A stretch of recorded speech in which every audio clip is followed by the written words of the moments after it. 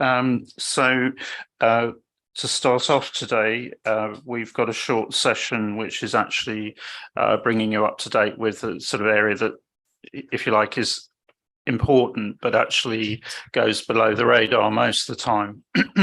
So Dave, you're going to introduce.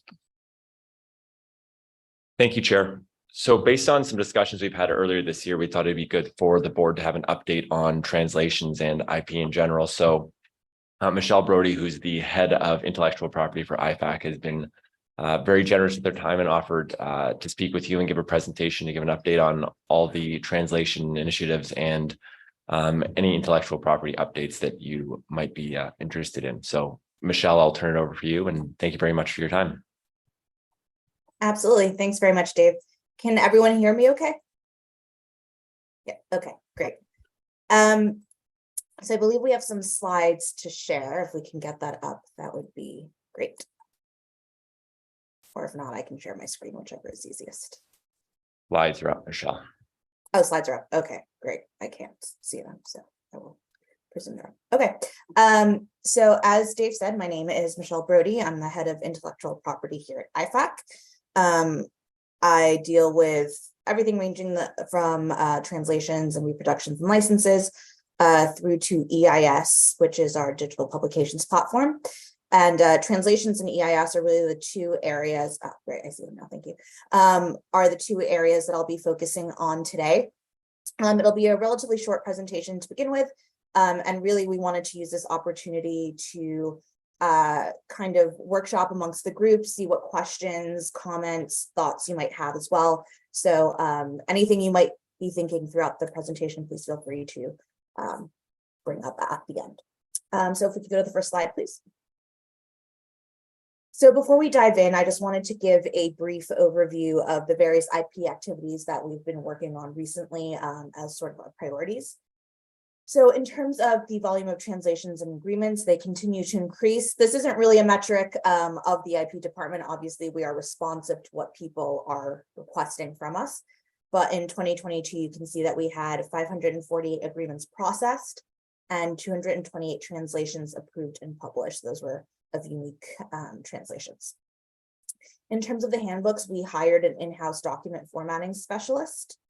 This was really to help sort of streamline the process, get somebody within the organization that's really familiar with the handbooks, with the technicalities of the formatting process, in order to sort of help make that process a little bit more efficient than our previous process with an outside provider.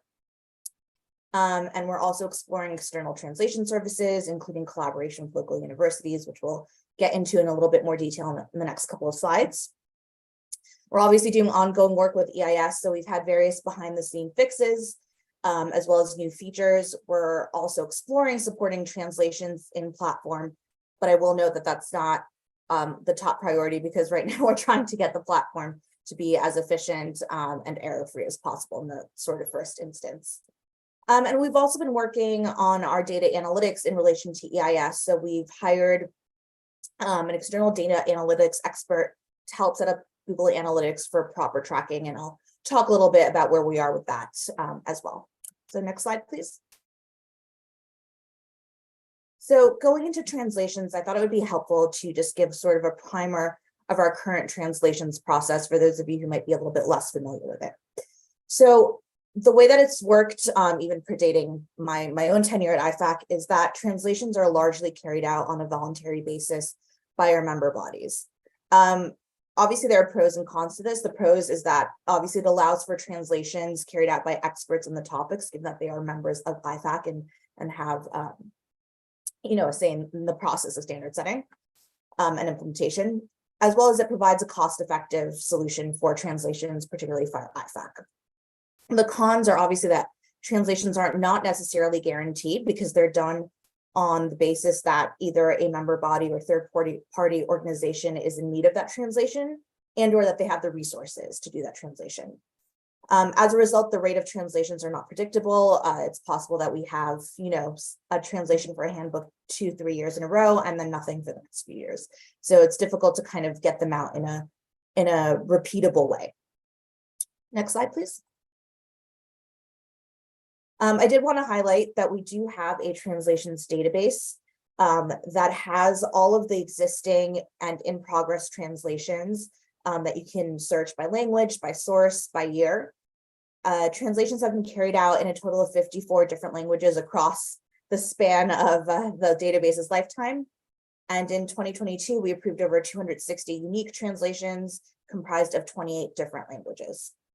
So that's always a resource if ever you're curious about whether a certain IPSASB publication has been translated into a certain language or whether it's in progress. That's a great resource because it's kept up to date quite regularly. Next slide. So in terms of our current translation activities, we have happily some good news. So with the support of the World Bank funding and one of my colleagues, Darlene, so the following are currently being translated. So IPSAS Train the Trainer is being translated into French. It was also, or is in the process of being translated into Spanish by EY. And then Pathways to Accrual is also being translated into French and Spanish. The translation completion date is due to be the end of June 2023, which is sort of the end of the World Bank's fiscal year, and then they have to pay out for the work activities to be done. Publication TBD, just because we then need to review, see how much formatting we need to do before we get it up. But they're pretty good usually about getting it to us in a relatively good shape. So my hope is that it won't be much longer than the completion of the translation dates, maybe within the next month or so. IFAC is also moving forward with the Spanish language translations of IPSAS 45 to 48. This was in response to a need from FOCAL members for a Spanish translation in order to proceed with adoption implementation, and we wanted to support that. So that is being done by the University of Zaragoza, who has been a partner in Spanish translations for IPSASB specifically for a number of years now. So they're very familiar with the content and they have expertise in that specific field. And we're also investigating with Ross's help in particular, whether there are funding options to support this translation. But even if there aren't, IFAC has committed to supporting this translation, so it will be carried out in any case. And then in terms of just, I wanted to highlight some member body activity. The IPSASB Handbook 2022 is currently being translated into Arabic, French, and Kazakh, and then various standards and publications are in the process of being translated into French, Serbian, Spanish, and Ukrainian. Next slide, please. So in terms of the translations and the issues and potential solutions, I know that this is a topic that's been sort of at the forefront of everyone's minds, not just IPSASB, but IPSASB as well in particular. So the real thing that we're trying to grapple with is how we can sustainably and efficiently provide translations. You know, being perfectly transparent, IFAC just does not have the resources to currently commit to regular translation of all of the SSB standards in sort of the 3 to 4 main languages that we've identified. So the things that we're sort of exploring are the following. One is university translations. So as I mentioned, the University of Zaragoza has been a great partner, and it has been a great cost-efficient partner in updating the Spanish version of the IPSASB handbook year on year, as well as any other standards that we've asked them to translate throughout that time. And we're exploring whether there are comparable universities which exist in French and Arabic and potentially Portuguese-speaking countries, but that's something that's been a little bit more difficult to find. So obviously, if anybody has any thoughts, more than welcome to share them. We've also looked at external translation agencies, and those have really proven to be cost prohibitive. I mean, we went out to about 5 or 6 different agencies, and you know, the quotes were sort of in the hundreds of thousands per standard setting board. So that was a difficult one to explore, but we are seeing whether translation agencies based in the relevant country would be more cost efficient, because we looked at sort of global agencies or agencies that are based in the US. And as well, we're always looking into funding opportunities. The World Bank, we're now in sort of the 2nd year of them funding us for certain translation activities. But it's helpful for the short term, but not necessarily sustainable or repeatable on a year-on-year basis. With the World Bank, for example, they get in touch with us sort of the end of their fiscal year to say, you know, we have X amount of money in the pot still left. If you're able to complete a translation activity by June 30th, we'll help support that. So it's great for the short term, but again, it's not something that would necessarily help us in terms of consistency year on year. Next slide. So that was sort of the summary of translation activities and our challenges there. The next thing that we wanted to give an update on was EIS. So in terms of EIS phase 2, we actually began a 2-week sprint starting earlier this week to create prototypes and finalize cost models of the personalization features. So you may remember a while back now, we sent out a survey to see what users would like to see in the second phase of EIS, and personalization edged out versioning by just a little bit. So that's what we decided to focus on. So that really is going to look at how you can use the digital handbook in the same way you use your physical handbook. So the ability to highlight, to bookmark, to add notes.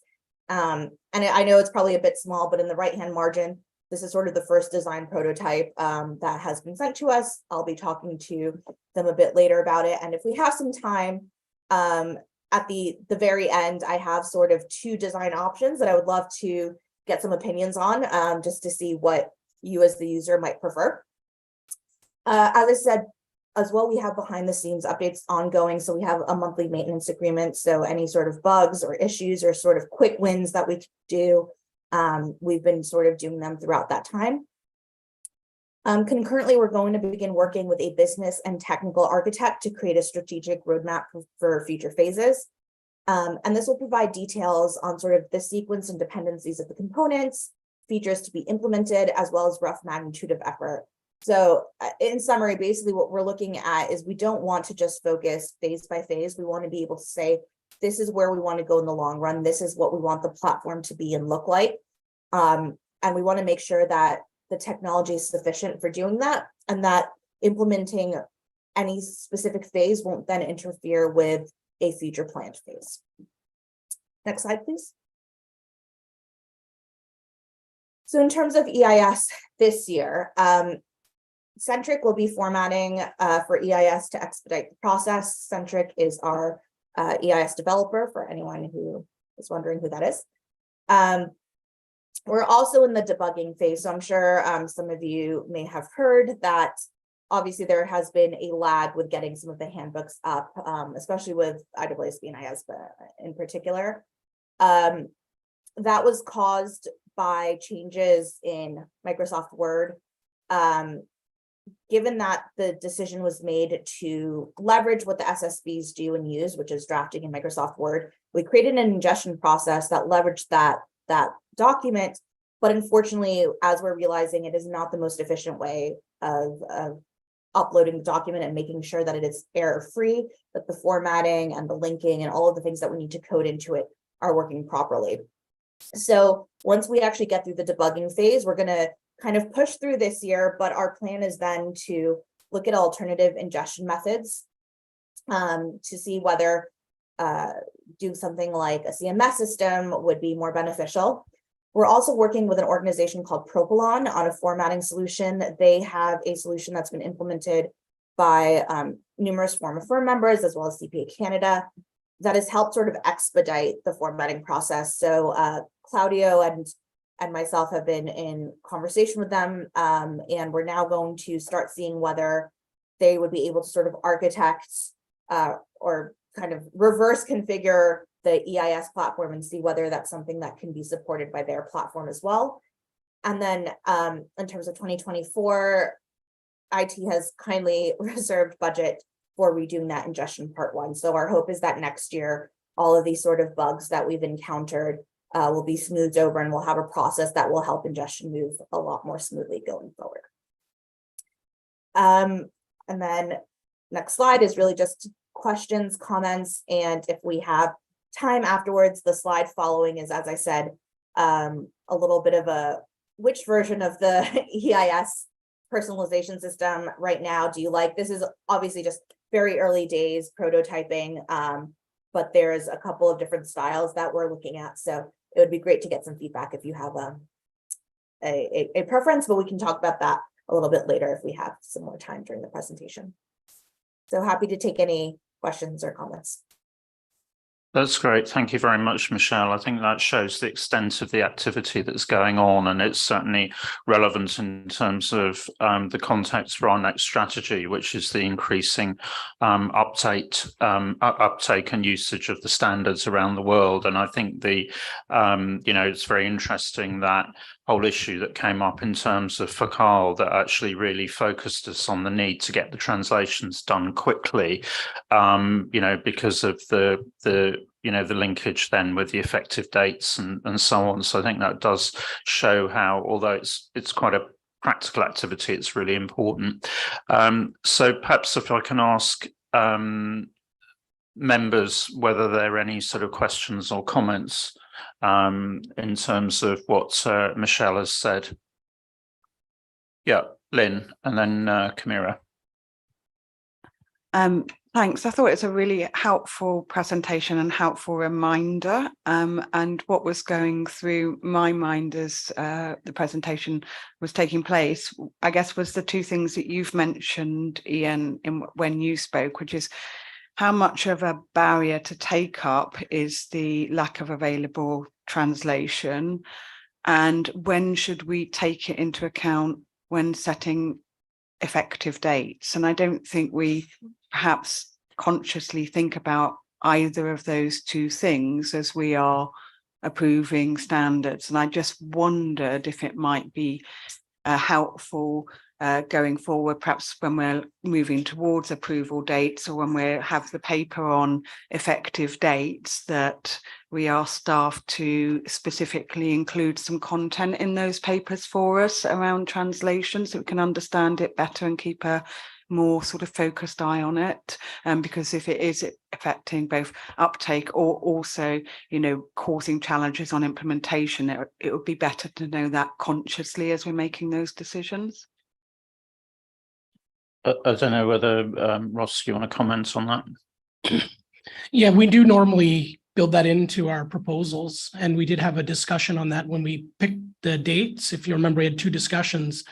And we kind of, we had a proposal that wasn't accepted from staff and the board went another way on that. So I think we need to be more explicit on that. And maybe that's a bigger consideration than it was in our paper, because it immediately did come back to us when the Spanish community said that date's too soon. You need a translation yesterday, which is why we worked very quickly to get University of Zaragoza on side. But you're right. Yeah, I think that's the action that needs to be more explicitly, and I think that means obviously, and I guess sort of something perhaps, and I'll go to Camira, but then perhaps Michelle, you might want to just comment on the policy that we have in terms of which are the core languages for translation. So I'll go to Camira first, but then perhaps we can just have a discussion about that, because I think that goes with Lynn's point. Camira. Thank you, Chair, and thanks, Michelle, for the presentation. I think from FOCAL, they will be very happy to know that the IFAC is helping, trying to get out those new standards translated into Spanish. I was just wondering if in that set, are we also considering IPSAS 44? Because in the handbook 2022, that the translation was available in Spanish this week, there is only until IPSAS 43. So I just wanted to make sure if IPSAS 44 is also considered. And then on EIS, so personally, my experience using the tool is fantastic. So since it came, I only use that tool. I was wondering, why can't we just, because we already have the inputs of the Spanish translation, isn't it easier to upload that information into the tool instead of waiting until having the other personalization features as well? Yeah, and I think in terms of the features right now, the only aspect that is still needs some more improvement in my view is the search by word. In that case, so I don't know, there's something with the presentation of the summaries that is not helpful. So that when I need to do a search by word, I unfortunately need to go back to the PDF file and search there. So that is just a minor feedback. So thank you, Michelle. Thanks very much, Camila. That's really helpful. So I'll start with that and then backtrack to the policies for the core languages for translation. So in terms of IPSAS 44, we're not planning on doing that separately. That'll be part of the translation work for the new handbook when that comes out, as you know, we've done it sort of yearly. Ross might be able to talk a little bit more to that. But currently that's not part of the translation activities, just because we wanted to make sure that the content that was kind of really new is the one that's being updated. So I'll let Ross take that once I answer the other questions. I'm glad to hear that the EIS tool is helpful. I think sometimes, we can't see the forest from the trees when we're working internally with some of the bugs and issues that we're trying to deal with. So it's great to know that it's still a really helpful tool. In terms of why can't Spanish be uploaded? So I don't want to go too much into the technical aspects of it, but I'm happy to sort of explain why that's more difficult than it might seem. So the way that the process currently works is that there's a two-part ingestion system, and it relies on the Microsoft Word document to be uploaded. In order to do that, we actually have to format that Word file differently than we do for print and PDF, because basically all of the functionality that you see on the front end has to be coded into that Word document. So for example, there's a specific way we have to code references to paragraphs so that they're linkable. There's a specific way we need to code the paragraph numbers, or I get in IPSASB's case, it actually works even differently since there aren't sort of chronological numbers, but we have to code everything in order for everything that you see on the front end to work. So the references to pop up in the modal, the definitions to be hoverable and appear in the glossary. And because obviously internally we don't have the capacity to do that, we're still struggling to get up to speed with English. We would need a native Spanish speaker to both help us do that and review it, because our developers also are not Spanish speakers, so they wouldn't be able to sort of test to see whether things are working properly. So we'd really need to partner with another organization in order to do that efficiently. But because we're looking at changing the ingestion process and making the English version efficient to begin with, it wouldn't really make sense for us to start that process now with translations, only to then change it again afterwards. And I assume there would be a little bit of question, why are we going on to phase 2 when we haven't even, perfected phase 1? And it's just the fact that they're different teams working on it within the developer organization. So we're not kind of monopolizing time away from cleaning up the ingestion process by doing phase 2. It's just sort of concurrently to try and make the platform that we do have better, while behind the scenes we work on making that ingestion process more efficient. And noted about the search improvements, if at any point you're not getting results that are working for you, if you could just send me an email or an email to, there's an EIS email, that's helpful for us, for the developers to see exactly what's not working, and then we can look into it a bit further. And then in terms of the core languages for translation, it's really just based on the number of people that use any given translation. So the core languages really are Spanish, French, Arabic. Russian used to be one, that's a little iffy now. And now we're also looking into Portuguese, because we've gotten a lot of feedback that Portuguese is a really useful language as well. So those are the 3 to 4 that we're kind of focusing on, but historically it's been French, Spanish, and Arabic that we've really tried to get down. So I'll pass back over to Ross and anyone else. Thanks, Michelle. On IPSAS 44 in the Spanish translation, the specific ask from the focal countries was on the new standards, principally the measurement, PP&E, and revenue. So that's the quote we got, and that's the extra money we're trying to find. We didn't go with IPSAS 44 for a couple of reasons. One, it's very highly related to IFRS 5, which is available in Spanish. So if people wanted to start thinking about it, there is a Spanish source they can look to. 2, it's going in the 2023 handbook, not 2024. So that's already in the pipeline for the 2023 handbook translation, that now that they're done 2022 in Spanish, should start relatively soon. So we just didn't want to extend ourselves too much, and we didn't want to slow down the translation of those new standards, that there is no other Spanish equivalent that people could start working on. Thanks, Ross. Andrew, then Patricia. Thanks. Just with the translations that are outsourced, do we have a system of quality control to make sure that, I guess you've got teams or individuals that are translating these, there's potentially an unconscious bias there, that they understand a concept in a certain way that's perhaps not in line with the with the principles of the standard. So is there a check or a quality control process around that? And then on the EIS, I appreciate it follows the handbook version at the moment, but it's an online platform. Is there a way we can insert a filter that you filter by effective standards that are currently effective only? I think might help to people just navigate that a bit better as well.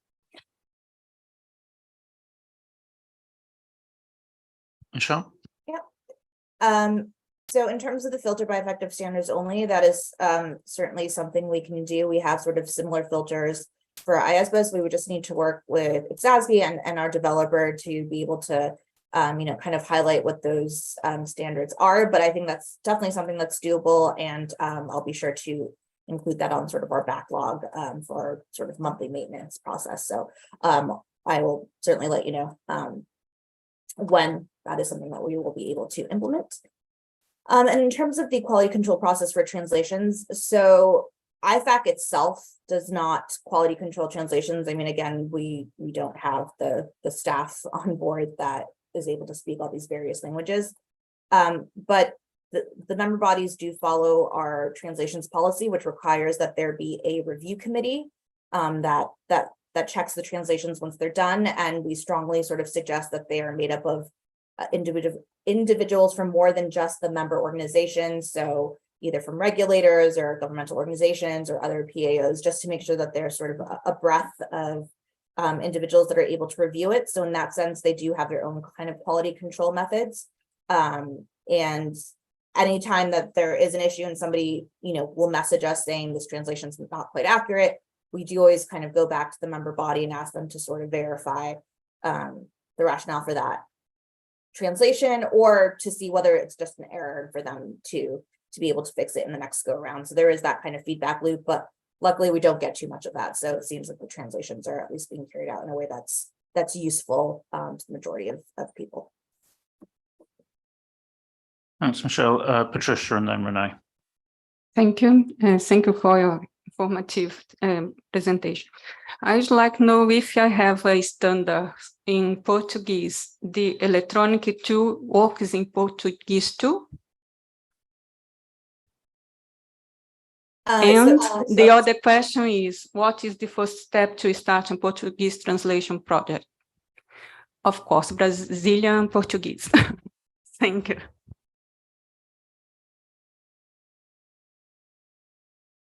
So the EIS tool has been built to support various languages. As I mentioned earlier, right now, the only version that is within the tool is English. So presently, we don't have other languages that are ingested into the tool available for use. And that's something that we will be exploring down the road, but I can't say for certain if that's something that IFAC would maintain or if we would need to partner with member bodies that speak that specific language in order to help us kind of support that going forward. So the platform was built with that intention to make sure that if and when we were able to do it, we could, but it doesn't currently have any of the translations available for review. In terms of how to start a Portuguese translation project, so in terms of members or third-party organizations being able to do it, it's really just a simple case of requesting permission to translate on our online permission request and inquiry system, which we colloquially call OPRI.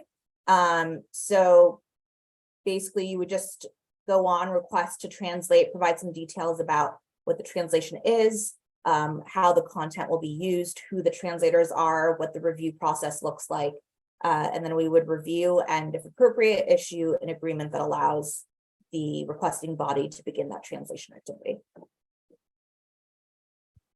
So it sounds like, this kind of thing that between CFC and University of Sao Paulo, for example, that would, there could be a very viable project there. Trisha? In CFC, the standard set, the standards in national standard is very close of the IPSAS, because in the first level of the standard, there is little modification. then I think it's not so difficult to have the actual, the last manual. Maybe need to create the new version. Thank you. Thanks, Patricia. I think if we can explore that, that would be quite helpful. Renee, next. Yes, thank you, Chair. Good morning, Michelle. Very insightful presentation. Thank you for taking the time to be with us. I'm the Canadian member, and therefore I have questions on French. So you are translating French material. Can you just clarify who are your French translators? And you talked about potentially wanting to partner with more universities. What's the approach to partnering with a university? What's in there must be something in it for them, you know. How do you convince them, or how do you engage them in such an exercise, because it's very costly? Just curious about it. So that's the second question. Third question, in Canada we do have French translation services for our national standards. So wondering, are you tapped into whoever is translating our Canadian standards? Yeah, thanks very much for that. So to kind of answer your first and third question, yes, we are. So CPA Canada does do a huge amount of translation activities, which we are very thankful for, and which we leverage and which exist on our website. So that's been a really great help in terms of getting French translations. We occasionally will have French translations by the French PAO as well, but certainly in a much smaller capacity than CPA Canada, which is great about regularly translating standards. In terms of the content that's being translated with funding by the World Bank, there are two different translators. So one is an individual consultant that IFAC has worked with before, and that Darlene, who is sort of leading the World Bank funding project, liaised with in order to do IPSAS Train the Trainer. They have specific expertise in IPSAS. And we're also using an external translation agency to do the other translation work, which is across all three standard setting boards, but also includes pathways for accrual when it comes to IPSASB. And they have done translations within the field for many, many years. Were an accredited World Bank vendor, and have worked to translate various standards, including IFRS standards, which obviously make up some of the IPSAS standards. Yeah, so that's who we've engaged with. In terms of the universities, so this one's a little bit more difficult. University of Zaragoza was in place before I began, so I unfortunately wasn't sort of a firsthand witness to that process. In terms of what is the benefit to them, they are in academia, so I think for them, they want to have the standards available for use. They do charge a fee. It just, for whatever reason, is not astronomical as compared to more kind of commercial providers. So that's why we were really looking to see whether there are other universities in other territories that we could leverage in the same way that we have with the University of Zaragoza. Their specialties lie in the accounting field. All of the team members on their translation team all have specialties, whether it's master's, PhDs, or practical experience within that field, which is why they're a really great resource and great partner for translations. As far as we've heard, the translations are of a very high quality. Obviously, can occasionally be some commenting just in terms of linguistic differences between Spanish in Spain versus Latin American Spanish. But largely in terms of the quality of translations, they are very good. So really how do we engage them is just to try and find first universities that specialize in that area, which is sort of limited to begin with, and then just explore whether they have the resources or teams in place already to carry out that kind of translation work. Thanks, Michelle. We need to move on to the next item. So Lucy, short question, please.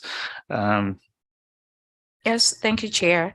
Thank you, Michelle, for that very informative presentation.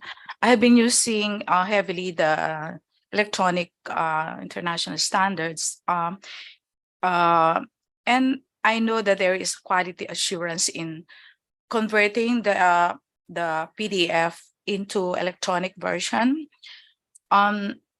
However, maybe there is a need for more quality assurance, because I found some inconsistencies, like for instance, in the glossary of defined terms on the left side of the page, it says that these are the glossary of defined terms for IPSAS 1 to 42. But since 43 is already included in the handbook, 2022 handbook, so I searched on a particular definition term and the definition, because there are 3 columns: the term, the definition, and the location.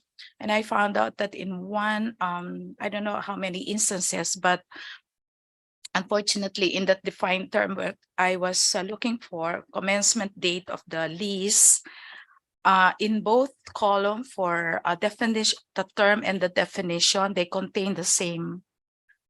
So the same. So what you can find in the column for the term is also the same as the column for the definition.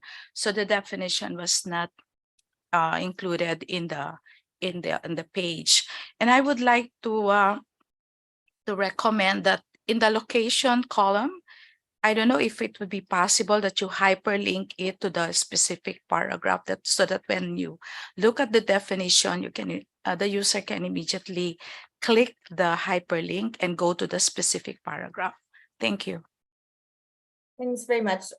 Yeah, so as I mentioned before, if you're coming across any of these issues or bugs, really the most helpful thing for us is if you submit an email to either you can go directly to myself, or there's an EIS email, which is eis@ifac.org, logging those issues. If you can provide a screenshot, even better, because it's difficult for us to make those fixes if we're not sure what the problem is. So the more information you can give us and kind of identify those bugs as and when they crop up, we'll be able to work with the developer to make those changes. Great, thank you. So I think that's really, really helpful presentation, Michelle. I think that's given us a lot of context and a lot of background to, if you like, what goes on underneath the bonnet. But I think it just shows how important it is, that experience, you know, with FOCAL and the new standards. And I think you wanted some feedback on potential presentations. What I'd suggest is actually, if you're able to send us around some screenshots with some sort of specific questions, then I'm sure, you know, staff here can sort of just get some polling amongst the board and TAs and observers, and just get you that feedback in terms of which is likely to be most helpful, what the preference would be. Sure. Yeah, if I believe you guys have access to the slides, but the very last slide, it just shows kind of 2 different ways of presenting the information. So one's a little bit jazzier, the other one kind of follows in line with how we present sort of the resources tab. So it's kind of informal polling, but if anybody wants to send me an email afterwards saying they really prefer one to the other, I think that's just useful information as we kind of progress and see which version we'd like to implement. Okay, so if we can circulate Michelle's slides, then I'm sure people will give you feedback on that, because it's clear that members are using this, which is really good news. Great. Okay, well, thank you very much, Michelle. Nice to see you. Thank you. Nice to see you all. And you know, we'll be in touch following the decision to move ahead with the climate related disclosures project as well, because that creates a whole new IP field. Yes, it certainly does. Yeah. Okay, so with that, we move on to the next item, which is also, if you like, oriented practically, and I think it does follow on quite neatly. So this is first time adoption of accrual basis IPSAS, and I don't know, Abdullah, David, over to the 2 of you to run the item. Thank you.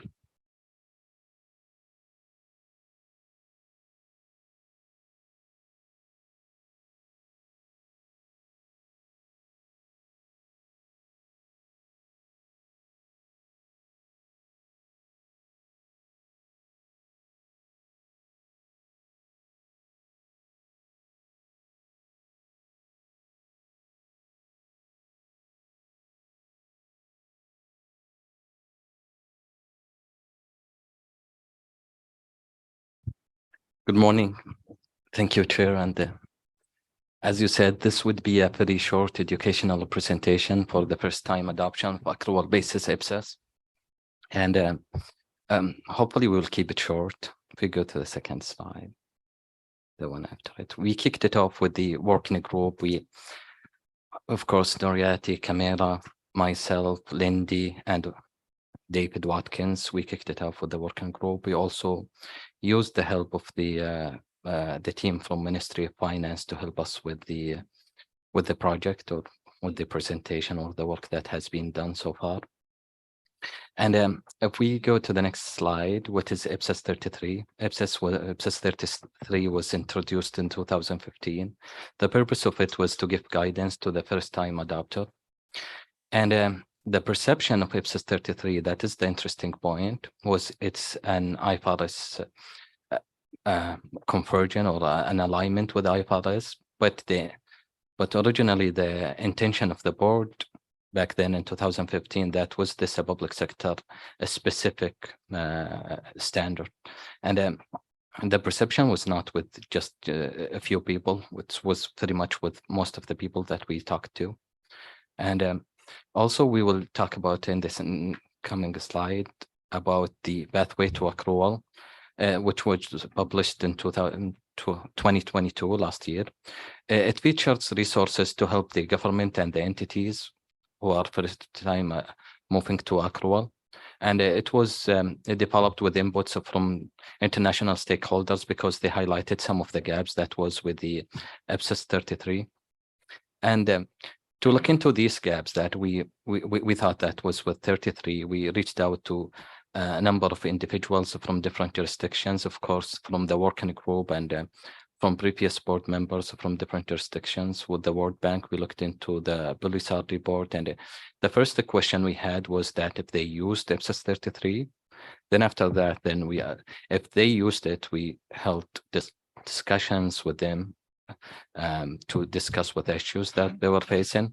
Others, so that if they didn't use it, we asked them just if they had any general comments about it, if they thought they would have some issues that they wanted to highlight with us. And of course, we kind of asked them for issues related to IPSAS 33, but lots of general comments that came in our way, and you could see them, and none of them were a surprise for us. And you could see the accrual budgeting was one of the first that came to us, heritage assets, capitalization thresholds, assets recording. I'm not going to go through all of the list, but none of them was a surprise to us. And there were general comments. The IT and the human resource issues very much came across all the discussions that we were having with all the people we discussed. We move to the next slide.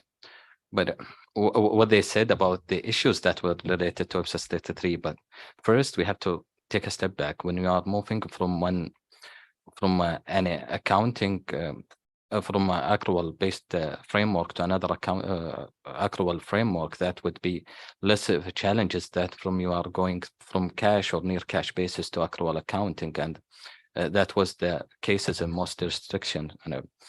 And several of the respondents that we talked to, they brought the same issue that they thought was a confusion for them, which was what was meant by adoption and what was meant by implementation, and how they would link it with the transition period. In the IPSAS 33 itself, it was granting the 3 exceptions. One of the exceptions was the retrospective, which they thought was useful, but the other exception that was granted by IPSAS 33 was related to this exception that would impact the fair presentation and compliance with IPSAS. And in the first theme that we clubbed the themes that based on the inputs that we got from the respondent. The first one was the useless in parts from IPSAS 33, and they were referring to this part. They were saying, when you are adopting a standard, you will try, the first time adopter would try to adopt it in full. They're not going to go through it in 2 stages.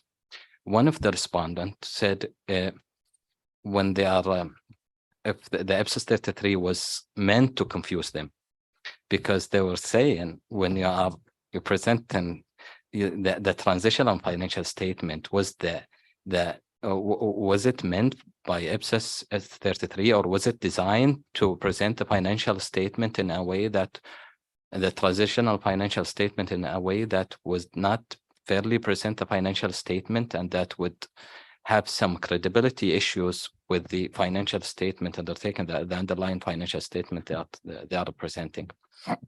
The third exception that was granted by IPSAS 33, that was these exceptions that does not affect the fair presentation financial statement, and that was the deemed cost, which we thought it was in the second theme, which was useful. But before we go into the useful, IPSAS 33 gives the 3 years waiver or relief to record the asset for assets recognition and disclosure. Some of the respondents thought the 3 years were not the 3-year relief was not enough. Others thought it was tricky because the entity would not go into doing the real work, would not entertain the transition period until the last year, which is the 3rd year, or toward the end of the 3rd year. So if we go to the second theme, which was useful in part, we said something about it, which is the retrospective and also some of the exception, especially the deemed cost. They thought it was useful. Other respondent were talking about the wrong focus, which was the 3rd theme. There are typically the typical 7 years of transition that it takes. Typically 6 years would be into the preparation phase, and only 1 year would be the transition phase. And they were saying the focus that the focus was the transition, the 1 year where you did not go into detail, you did not cover, or you did not include enough guidance for people to help them within the 6 years, which was the preparation. The 4th theme that was about the administrative law, which the administrative law, we are talking about the way that is for different jurisdiction, that is the law that determine or arrange the way that is budgets and funds allocated, and how they structure their ministries and their municipalities or their agencies and the NGOs, and how they deliver the services. And that is totally ignored when you are talking about IPSAS. And in some jurisdictions, one of the respondents talked about that the IPSAS was passed through a law. So the IPSAS was a law, and there were determined which exceptions were to be applied, the timing, what sector to apply, which exceptions. And also some of them talked about if we could just have focus and just clear or bridge the gap between adoption and reporting, and just have more guidance into the implementation phase. And the last one was talking about the need to link it to pathway to accrual. Some of the respondents mentioned that they need more guidance toward the implementation. Some of them talked about IPSAS to be having the general guidance, the authoritative text, and they are talking about the principle-based, but whereas this jurisdiction, when they are moving into accrual, they should be more having some guidance or technical guidance to help them, guide them into the real conversion. So this whole dilemma about the IPSAS 33, that is, you can see from the 5 themes that came from the respondent they are talking, and then you can link that to the IPAC index, which was showing that 120 entities by 2030 would be into accrual. 97 of them would be adopting IPSAS, whether indirect or indirect, which is going to be 36 jurisdiction more than the number that was showing by 2025. Then we would say this issue was of relevance, would have some consequences on the entities and relevant to those jurisdictions. So with that being said, I tried to make this short, and probably if you want to say more. So if we move to the last slide, which is about what should we do with IPSAS 33? Should we leave it alone, limit the scope, rewrite it, withdraw it all? And before I conclude that, because now currently we are into the final phase of transition to accrual. We've been using IPSAS 33. It's been very instrumental. Yes, it's been of help, but we went through 4 phases. None of the 3 phases was involving something related to IPSAS 33. First phase was the as-is gap analysis. Second phase was the planning phase, where we adopted the accounting framework, policies. We were looking into resources, what we're going to do with them, how we're going to deal with the change management. Third phase was only a pilot and just exercise to wait out the cost that how you're going to be converted into accrual. And in the fourth phase, when we were running it out with government entity, that would be the phase that when we used IPSAS 33. So you would see that the 5 years that ahead of the current year where we rolling it out with the government entities, very much that was ignored. It tells you what you need to do as in terms of as a final product, but doesn't tell you how you get there. And so, and once you look into it, IPSAS 33, now if you give it to different entities, you look into the timeline that they're going to be done with the wafers, how you're going to consolidate it, how you're going to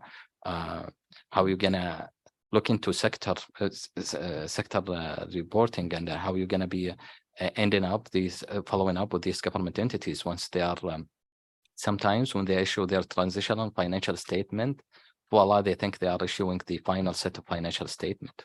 So with this, the whole dilemma, we are open to views from your side. Thank you. Thanks very much, Abdullah. I think that's a useful, a lot of useful comments there. And as you say, very much an open discussion amongst the board. It seems to me that probably the kind of key decision for us is going to be, do we want some form of guidance in this space? And if we do, then can we update what we've got through a sort of, some kind of limited process, which is what we propose to constituents, or are we going to have to go back to square one? And I think that, so the fundamental question is, and maybe you can't answer that, do we withdraw it? Do we keep it until we've actually gone into it in a bit more detail? But I think perhaps just to open up for comments from members and any initial preferences, that would be helpful.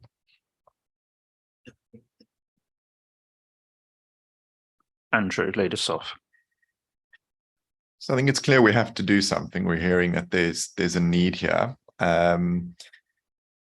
I agree with your comment to say that I don't think we can make a final outcome. Do we rewrite the standard? Is it just minor amendments? I think we'd have to go and do that work and see. I think there's probably going to be a balance between some form of standard setting activity that goes into the authoritative guidance. But I think similar to potentially where we're going to go with differential reporting and developing guidance to help people understand and where to go, there could be a good link between the two here in terms of helping people. Because also some of the comments or feedback we've got, like capitalization thresholds, for example, that's not necessarily a first-time adoption issue. That's more of a how to apply the standards sort of an issue. So I think it fits nicely or links nicely in terms of potentially where we go on differential reporting and the need for guidance that's non-authoritative. Thanks, Andrew. Ross, and then Lynn. Okay, Lynn, to you first. Well, thanks for the presentation. I thought it was really insightful. And I think actually just a reflection on this week where we've had a number of presentations about practical experience. We had the Tanzania presentation and now this one. I think they're really valuable to us to keep our feet on the ground about what are the challenges in practice. And it's clear from the presentation that you're saying there's something that could be done that would help and improve. And I think that feedback is really important. So therefore, as Andrew says, I think we're being told we should do something. The what we should do, staff need to go away and have a good think about that.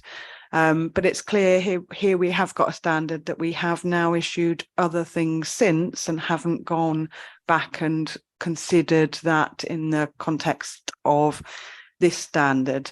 One of the slides you put up, Abdullah, had the list of issues, and in there were things like heritage assets, and also you mentioned that one of the things you found useful was deemed cost, and it struck me that we've now got the measurement standard. Is that helping? How should this impact? And so whilst we do consequential amendments when approving standards, it did strike me that this is a standard that we should periodically review as a matter of course as our suite of literature increases and our suite of guidance increases, because you also mentioned the link to the pathway to accruals, which obviously came out after this standard.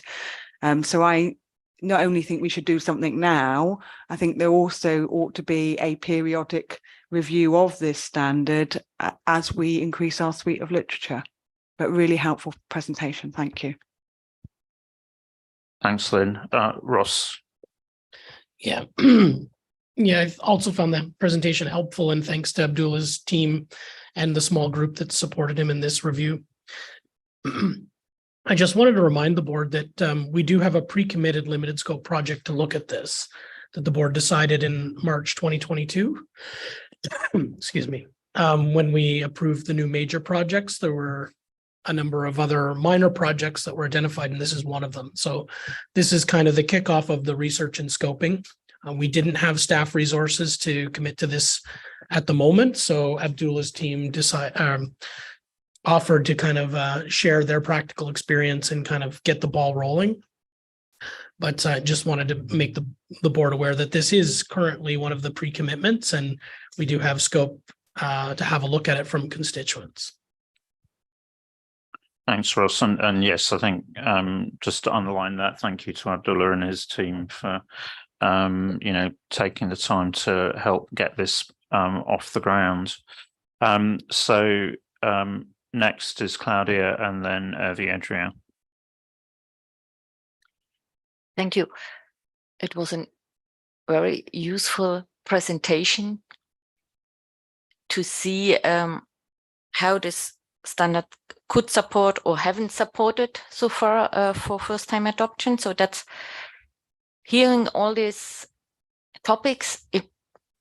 I have two questions, or not.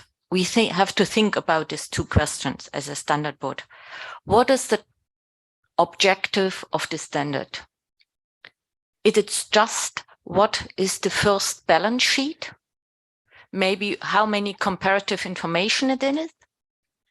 And that's the topic of the standard. And the process, how to get the first standard, is more in the pathway to accrual. So that's outside of the standard. That's really what we have questioned. What is really the objective of this standard?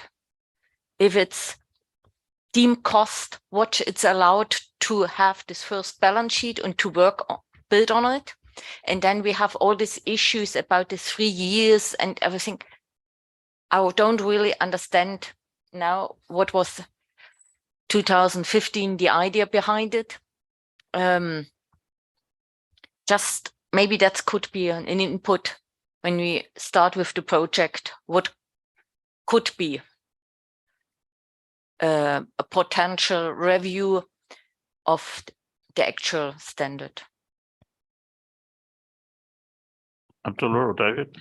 Well, definitely I will use the help of David because I was not here in 2015. But the thing that it was just to provide guidance to the first time adopter. The 3 years relief was like to just the jurisdiction would be coming from pretty much on cash basis. and to give them with the legacy of assets and liabilities to bring them up to your opening balance sheet, you will need time for that. And that is why there was the transitional financial statements. And in the same way, that is where some of the respondents found it useless, because they're saying the transitional financial statement would not be fairly presenting your financial statement, which could create some of the credibility issues. And the other side, some of the jurisdiction we're talking about just extending the 3 years to more than that, because the capabilities that is available in the public sector would need them more time, specifically when you are coming to assets, when you recognize assets, measure them, and get them into your balance sheet. That was with the 3 years and the debates around the 3 years. Thank you. I mean, I was here in 2015, and I think the 3 years actually came from IFRS 1. And that was I think that's partly why there is this perception that IPSAS 33 is converged, as we called it then, but aligned with IFRS 1, even though the dashboard says it's a public sector specific standard based on. I think also, certainly from my own experience, part of the problem then, because it was very closely based on IFRS 1 with, either IFRS that we haven't followed, taken out, and use our standards that have got no IFRS equivalent put in.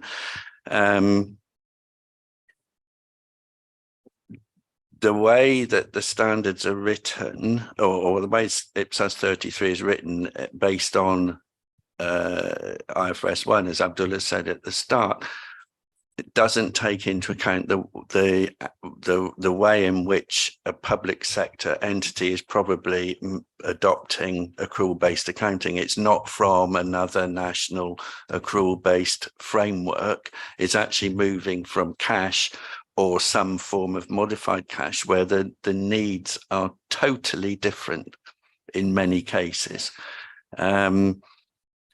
There was, I recall this, it was when Wan Suleiman was the board member from Malaysia. She was pressing very heavily for much more recognition of the preparation phase, supported by me from the back row. And we only managed to get something about the preparation phase into the BCs. Because as Abdullah has pointed out, and as some of our feedback that we had as we contacted these people, it's the preparation phase that is so important. You need to plan things so that when it comes to applying the standards, you've actually got the basis on which you can do it. I mean, the asset recording is, I said it's in no order of importance on the slides, but asset recording takes a long time if you haven't been doing it before, even if you should have been doing it before. And, we found that in the UK, where the old requirements had been that departments should keep asset records, but when it came to moving to accrual accounting, they hadn't. So there are all these sorts of issues that, I mean, I think, your point about, what is the objective of the standard? Is it the first balance sheet? I think is actually quite an interesting point that we could explore. Thanks, David. Adrian. Thank you, Chair. It sounds clear that there are two faces on that coin. I mean, there is the preparation for issuing first-time financial statements under IPSAS, and the production of the financial statements. Well, what IPSAS 33 provides for is, it sets out rules for the first-time presentation of financial statement under IPSAS. Now, we also have that sort of application guidance, but we would call it preparation guidance, with a pathway to accruals or any other vehicles that would help the first-time adopter. And we should not create a confusion between the two. But as Abdullah said, it would be very useful to create a link between the two. No confusion in the standard, but a link between the two. And so we would provide application or preparation guidance on whichever vehicle we would think of and link it to the IPSAS 33 or whatever IPSAS would replace that IPSAS 33. But still, we need to have that standard with the set of requirements for. And I can see in the list that Abdullah displayed on the screen that there are items that refer to one or the other group. Now, some items refer to the preparation, skills and capacity, systems to prepare, political support, etc., and others that really relate to IPSAS 33, which is the production of the financial statement at the time of first adoption. So we should be very, very cautious not to create a confusion between preparation and production. Thanks, Adrian. Other comments from board members? So, I mean, it seems to me that, if you like, picking up from Adrian's point, I think the world has moved on since the standard was issued. We've got a lot more practical experience of how people actually make the transition to accrual. And also we have pathways to accrual now as a tool. And so it seems to me that even if we,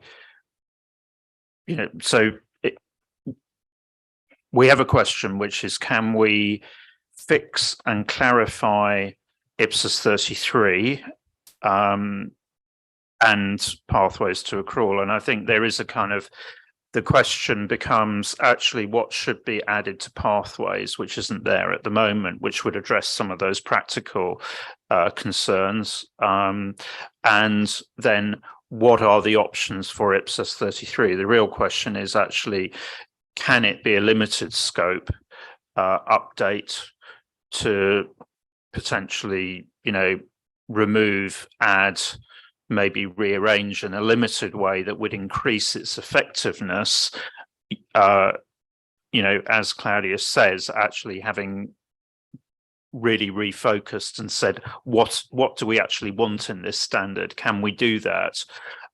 Or does this have to be a more fundamental rewrite? It does seem to me, though, and I think, the point is that actually there are a lot of jurisdictions that are going to be needing guidance in the fairly near future. So it seems to me that if we can do something that's quite a rapid, relatively forensic update to 33, and then to identify the additional practical guidance that would sit better in pathways and therefore needs to be commissioned for that actually, that would be the ideal that we can do that. So some relatively quick forensic changes to 33 to make it more focused and useful and clear what it's actually trying to do, to Claudia's point, and then what would be additional in terms of pathways. And that probably is the piece of thinking that needs to be done. So not the detail, it's actually that strategic, what are the options for doing that relatively quickly, if we can. And I think that, back to the original comment, I think we just need that. Okay, actually, it's been a very helpful initial diagnostic phase. I think it's probably clear the sorts of things that we would like to be able to do quickly. And the question is, can we do that? So I think that's probably the question back to Abdullah and David is, could we as a board have some sort of, what are the options to do that? And perhaps the analogy here is what we did with the cash basis IPSAS, where people fairly clearly told us there were some things that were not helpful. So we repositioned guidance into part 2. I think we removed 1 or 2 requirements and so on. And perhaps that's what we should be aiming for. Allow you to respond. Well, it's been very helpful. Great comments. We will take it away. We will definitely keep working on it, and we will let you know what's going to happen next. But we will carry on the work. David? Well, I was going to say, Abdullah has kindly offered that his team will carry on working with this. So I would have thought if the board is agreeable, we could bring back a paper in September. Yeah, I think that's a high level options paper rather than, I would say there's not a lot more detail. I think we've got some good initial information which will help us determine the way forward. Clearly, once we've determined the way forward, then there's more detailed design work that would need to be done at that stage. But I think what would help the board is that high level options for can we fix this through a combination of change, relatively limited scope changes to 33 with additional guidance added to pathways. Todd. Thanks, Ian. I think what I'm going to say is really agreeing with where you've ended up. I think what I'd like to see in September is, we think broadly these are the things that we want to focus on in IPSAS 33. And these are the sorts of things that we want to see covered that aren't currently in pathways to accrual. So I'd like, as a board member, to understand what we're going to focus on from a standard setting perspective, IPSAS 33. But given the conversation that we've had this morning, it's really important to me to understand what needs to be done in the pathways to accrual, because it seems to me that it's both parts of that we are interested in a board come together to actually make the difference and help our constituents. So that's what I'd be looking for. Yeah, thanks, Todd. And I think probably what we should do is also just alert Laura Lecker and colleagues in IFAC that actually we're going to be doing that, because I think IFAC has responsibility for pathways to accrual, and if we, based on this, can give them some steers on this is where we think pathways needs augmenting, then they're going to need to take that on board and work out how that can be delivered through the IFAC side of the house. I know they're keen to support in terms of adoption and implementation, and I think the more specific we can be in terms of what the shopping list appears to be, the better. Okay, David, yeah. So I was just thinking that, based on what Todd said, what the board has said, and what we believe, and thinking beyond September, but linked with what Ian said, if any of your jurisdictions have got case study material that could even now be added to pathways to accrual, please submit it through the relevant links that are given on pathways to accrual. Yeah, I mean, pathways is meant to be a living model, to be able to share and add expertise, and that's the key. That it is much more flexible. It's not the kind of paper-based document that it replaced Study 14. It is meant to be living, and it's, if you like, a framework on which to hang that practical guidance and experience. So that's an ongoing thing, but also particularly in the short term, if you've got ideas and documents available, that would be really helpful. Okay, so I think that's a very useful discussion, and thank you very much for supporting the board in that way with that initial thinking. So with that, I think we break for coffee for 20 minutes, and then we will come back and move into the strategy and work plan discussion. But I think a lot of what we've already discussed this week actually prepares us for that discussion. Thank you.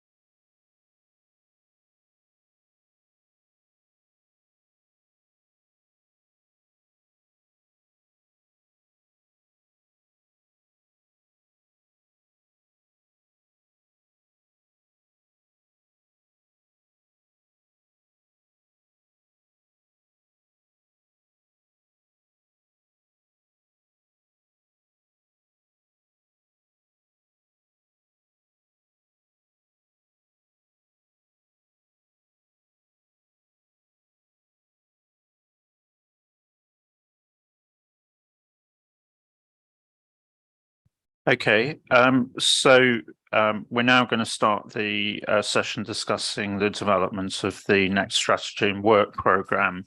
And I know that a number of people are concerned about getting to the airport with potential additional check-in time required at the moment at Pearson.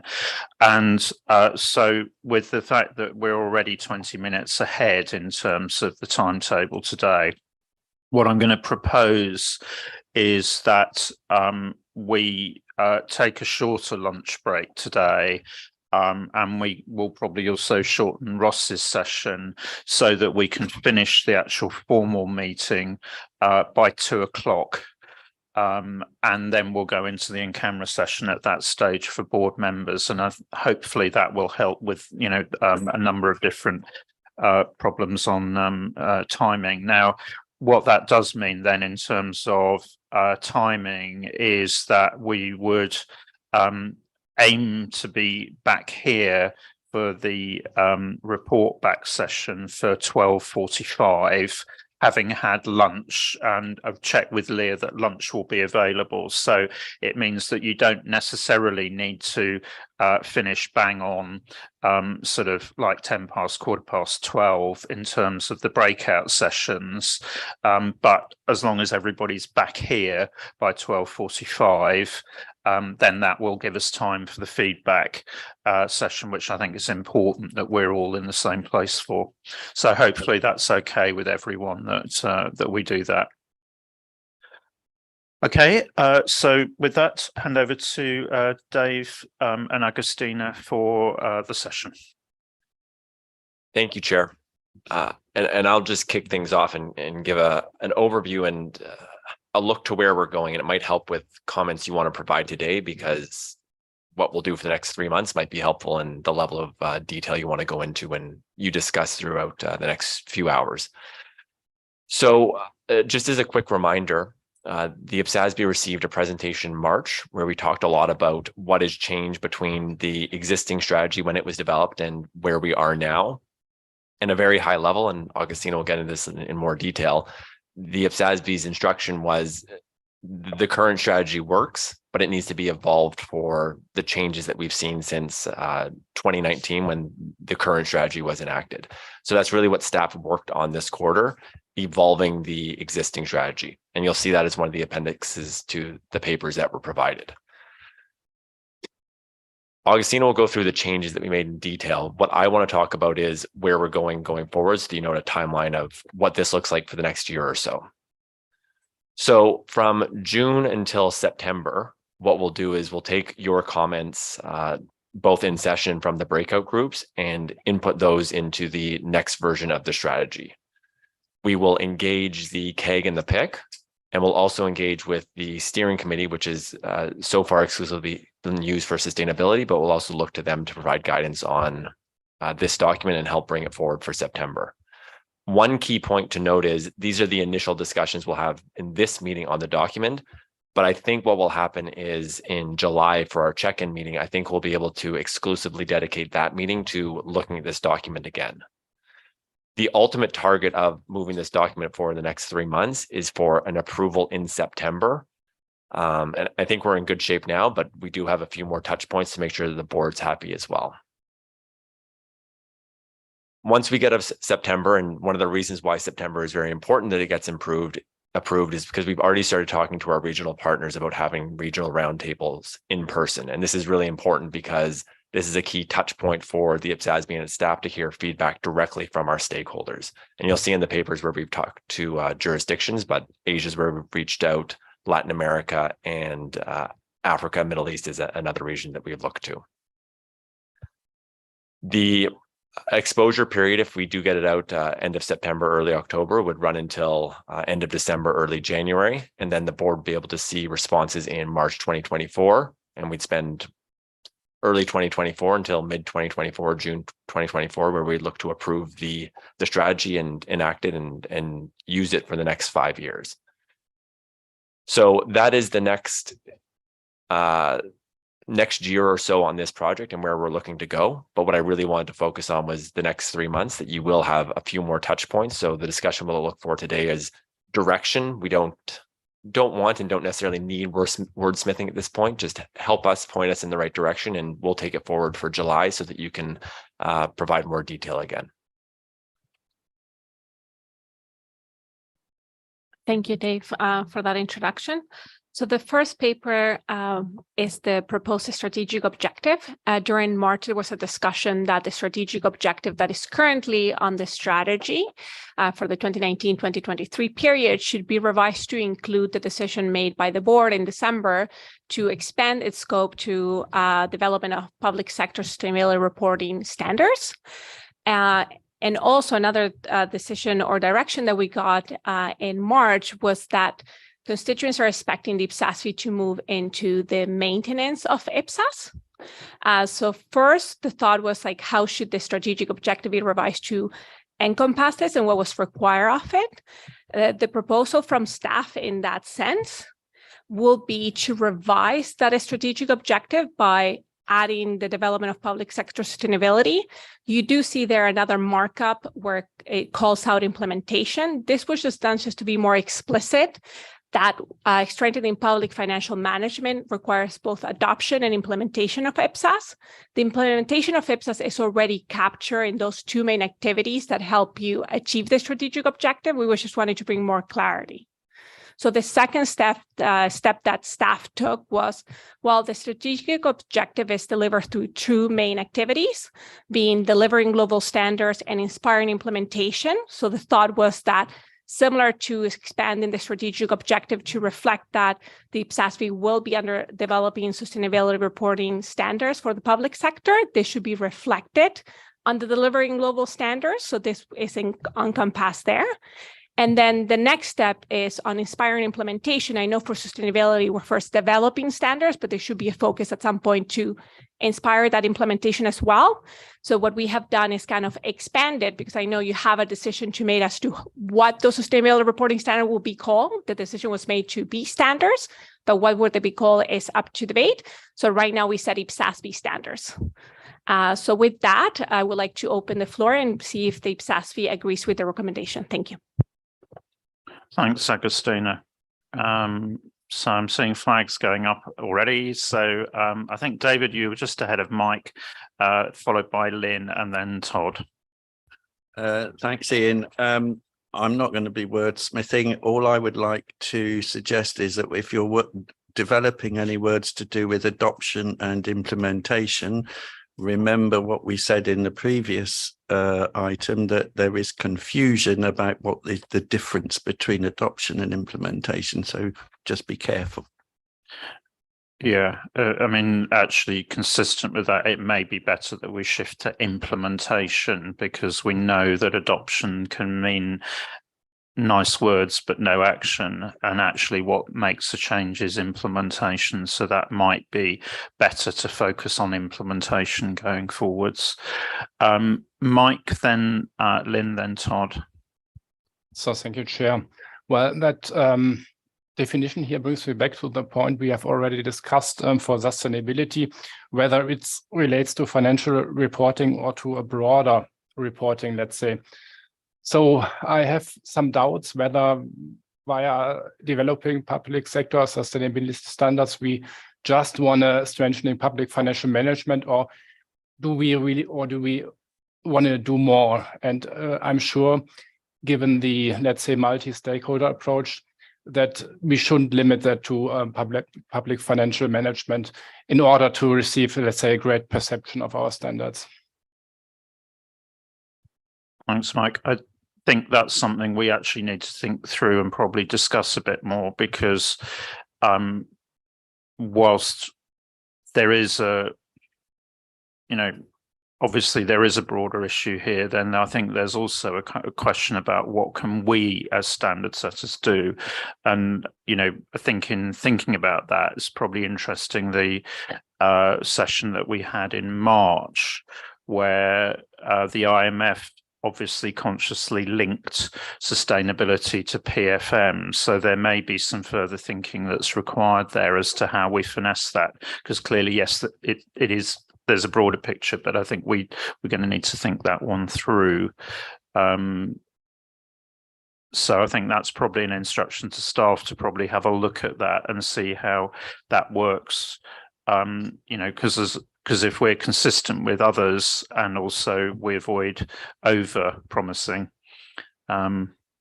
whilst not curtailing the overall ambition, as it were. This is a fine line. Lynn. So I almost put my flag down because I had exactly the same point as Mike on this, because it reads at the moment that we are developing public sector sustainability standards in order to strengthen financial management. And that doesn't feel that that's quite right. The only thing I would add is it as much about accountability as well as management?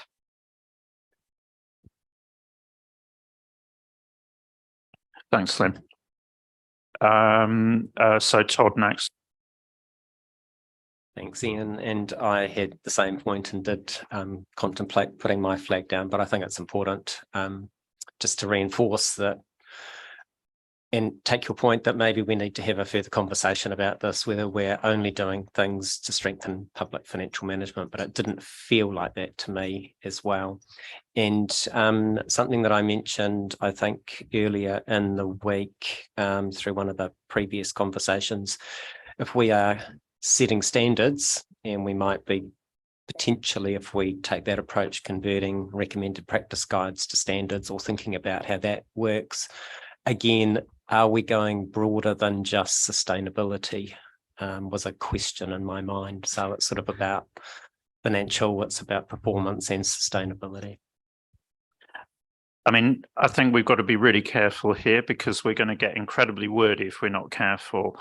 I mean, I think maybe thinking this through, when we did the previous strategy, we had quite a big debate about what alignment actually meant. And what we actually did with that was essentially create a defined term. Now, PFM actually is a well-known term. And I think we probably just need to think about that because, for example, PFM does include decision-making and accountability. And we may need to actually do something which actually discusses this and sets it in context. So even if there's a kind of shorthand, actually, what do we mean by that? And that may be, and I think there's some thinking to do about how we actually do that. So I think that's probably, if we can go with that, that what we need is to be clear with our stakeholders, but we don't want to, if you like, artificially curtail. So if that's and I can see nods on that. So that I think is a instruction to staff. We need to do a bit more thinking in that space about how we achieve that balance. I think it was Lucy and then Hervé Adrien, unless you're wanting to come in on that, Hervé Adrien. Oh, okay, Lucy, to you. Thank you, Chair. I actually agree with the revised objective, strategic objective, with, of course, deletion of the word adoption. But I think, and I also have the same concern as Mike. But I think we can limit that if we will include sustainability reporting standards, also to be consistent with what we intend to do. So instead of only sustainability standards, I think we have to be clear that these are sustainability reporting standards. Thank you. Thanks, Lucy. Adrien. I would have worried if we would have worded the strategy in the way of other low quality guidance for the public sector. So I think high quality indeed, but this is not exactly what the message probably want to send to the readers. I mean, I would say other necessary guidance for the public sector. This is exactly what we aim at. Of course, of high quality. I mean, I suppose the way where that came in the first place was probably because one of the key selling points is our due process and the way in which we develop it. So it isn't just guidance, it's high quality guidance. So, sorry. It's built in. it's built in. I mean, the due process and high quality. No, I agree with you on that, but actually this is in communicating it, it's actually, we know that, but do other people know that? I think that was why that was there in the first place. We didn't want to just, Claudia. Thank you. I just wanted to ask if you could reflect the decision to delete adoption and just staying with implementation. When I'm reading now our objectives, strengthening public financial management globally through increasing implementation of accrual-based IPSAS. I'm not sure if the board is really implementation of accrual-based IPSAS. We prepare some additional documents, but we didn't really support jurisdictions by implementation. So maybe we need an add-on on a wording, because now it sounds a little bit strange for me. I mean, one of the things that changed around the time of the development of the last strategy was that focus on, to make change, you need to get implementation. And that's where you're right, we ourselves don't implement, but on the other hand, that's where the inspiring implementation actually came from. So if the overall, and the idea was the overall objective was about getting that, not that we should deliver it. And maybe what we need to do is be much clearer up front that actually it's that point about the fact that we can provide people with the tools and we can encourage them to use them, but actually they need to actually, that needs to be supported at the jurisdiction level. I don't know. Maybe then we can just increasingly using your inspiring implementation. I think that's, let's take that away. Yeah. Okay. Abdullah, and then Murray. Thank you, Chair. And just a quick comment on the high quality. We debated that, and we thought would be internationally accepted, would be better, maybe.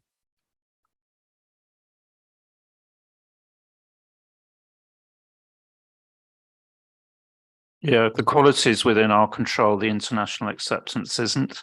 So we are from different jurisdictions around the world, so that's what we thought. I mean, I hear concerns on that. I think we need to reflect on that, because actually, I would hate. Actually, high quality is one of our selling points. It's what we put in. So I think this is about promoting us and what we do. Ross. Yeah, again, it kind of feels like deja vu, because I remember when we were doing the drafting of this original one back 6-7 years ago now, I guess, and kind of some of the similar points were coming in. And I think one of the reasons why we didn't go with international general acceptance was, matter of fact, a lot of jurisdictions do adopt indirectly. So, they're not always adopting IPSAS as is. It's a little different than the private sector. And that's one of the reasons why, it's an accrual-based IPSAS, but when you read the document, it's actually accrual we're pushing more than accrual IPSAS, because in a lot of cases, we're not going to get credit as directly adopting IPSAS, but clearly influencing 90 to 95% of the local frameworks in jurisdictions that use IPSAS. So we didn't want to be, too overt on that, because if people decided they wanted to measure that as a metric, it might not look great for us, because you won't find that many countries using IPSAS as is. Matter of fact, it's really international organizations that are using IPSAS as is. Tricky. So I think let's carry on round with it, because we're going to end up with a series of comments that we need to take into account, and then we're going to have to work our way through. Murray. Thank you. I'm against Claudia's view, and in Japan we prepare the central government and both central government and local government prepare the accrual-based financial statements. However, there is a gap between the big gap between the preparation of accrual-based financial statement and making use of it, the information. And so that we have to, at first, we have to adapt the adapt the IPSAS and implement accrual-based IPSAS and promote the more useful information to strengthen the financial management. And so from my point of view, there should be, we should adapt and then implement effectively and efficiently. Thank you. Thanks, Murray. Len, back to you. I know you don't want to wordsmith the point, and I put my flag down, I've put it back up again. The point on high quality for me is where we wouldn't do anything that wasn't high quality, doesn't it go without saying? Developing and maintaining public sector financial reporting and sustainability standards and guidance is what we do.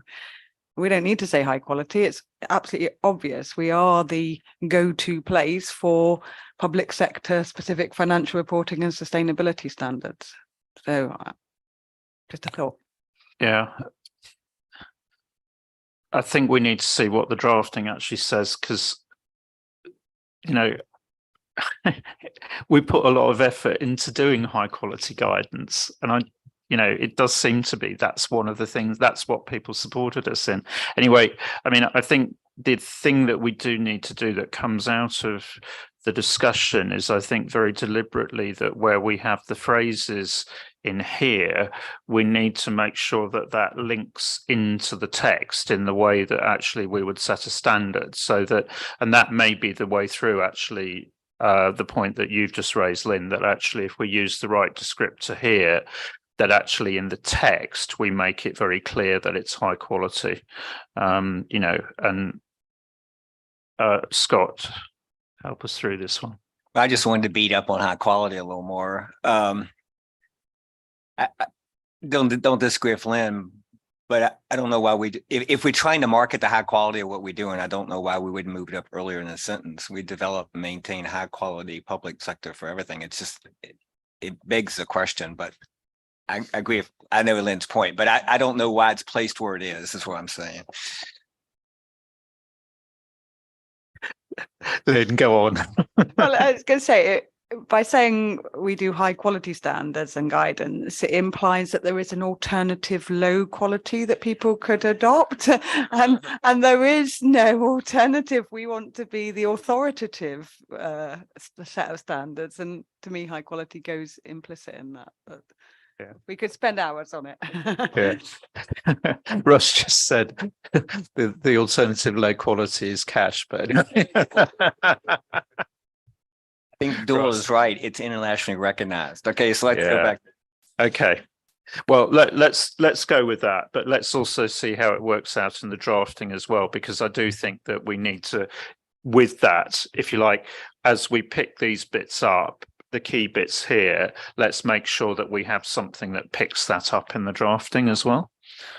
Okay, but I think that seems like it's the internationally recognized, I think there is, I think we need to reflect on the point that Mary made about adoption and implementation. So Lizvi, quick point before I move on. Yes, a very quick point. Shall we use accrual basis or accrual base? Because in IPSAS 33, we said that it is accrual basis, and I searched on the word accrual based, and it only appeared in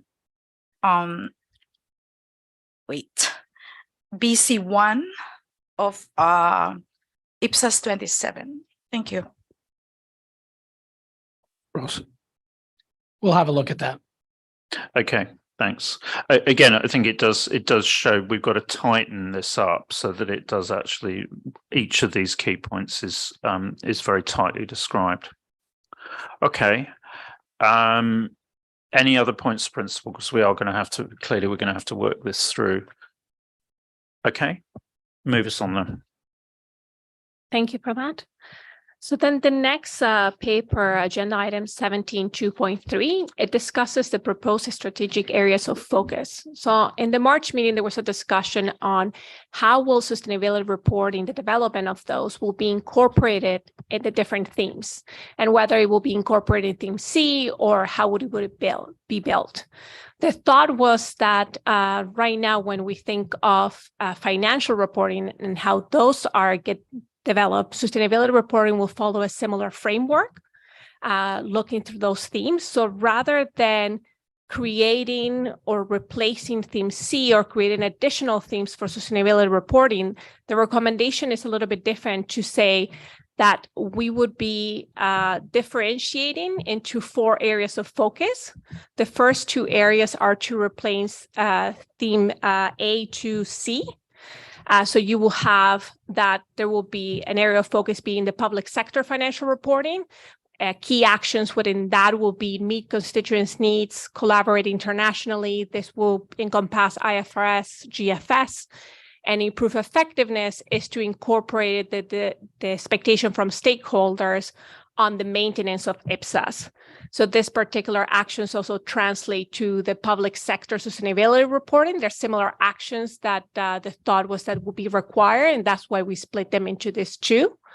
And then from theme D and E, pretty much the recommendation is simply aligning them visually with delivering global standards. But in the March meeting, there was no comments to kind of revise those themes necessarily, so staff just simply reflected the similar approach from a visual perspective. So then the recommendation will be to have, under delivering global standards, is to have setting public sector financial reporting guidance, then a second one area of focus on sustainability reporting and maintaining the aspiring implementation.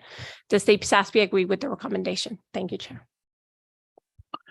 Thank you, Agustina. And I mean, obviously that means that we don't have the explicit theme B that we did on alignment with IFRS, but that becomes use of an international standards becomes, and collaborating to influence becomes part of the way that we do things rather than an end in itself.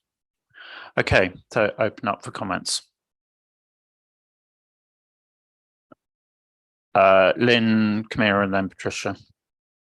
So I'm supportive of what you've done. I think, though, I would like staff to go away and look at when we use standards and when we use guidance. To my mind, they are different things and we are slightly inconsistent when we use them.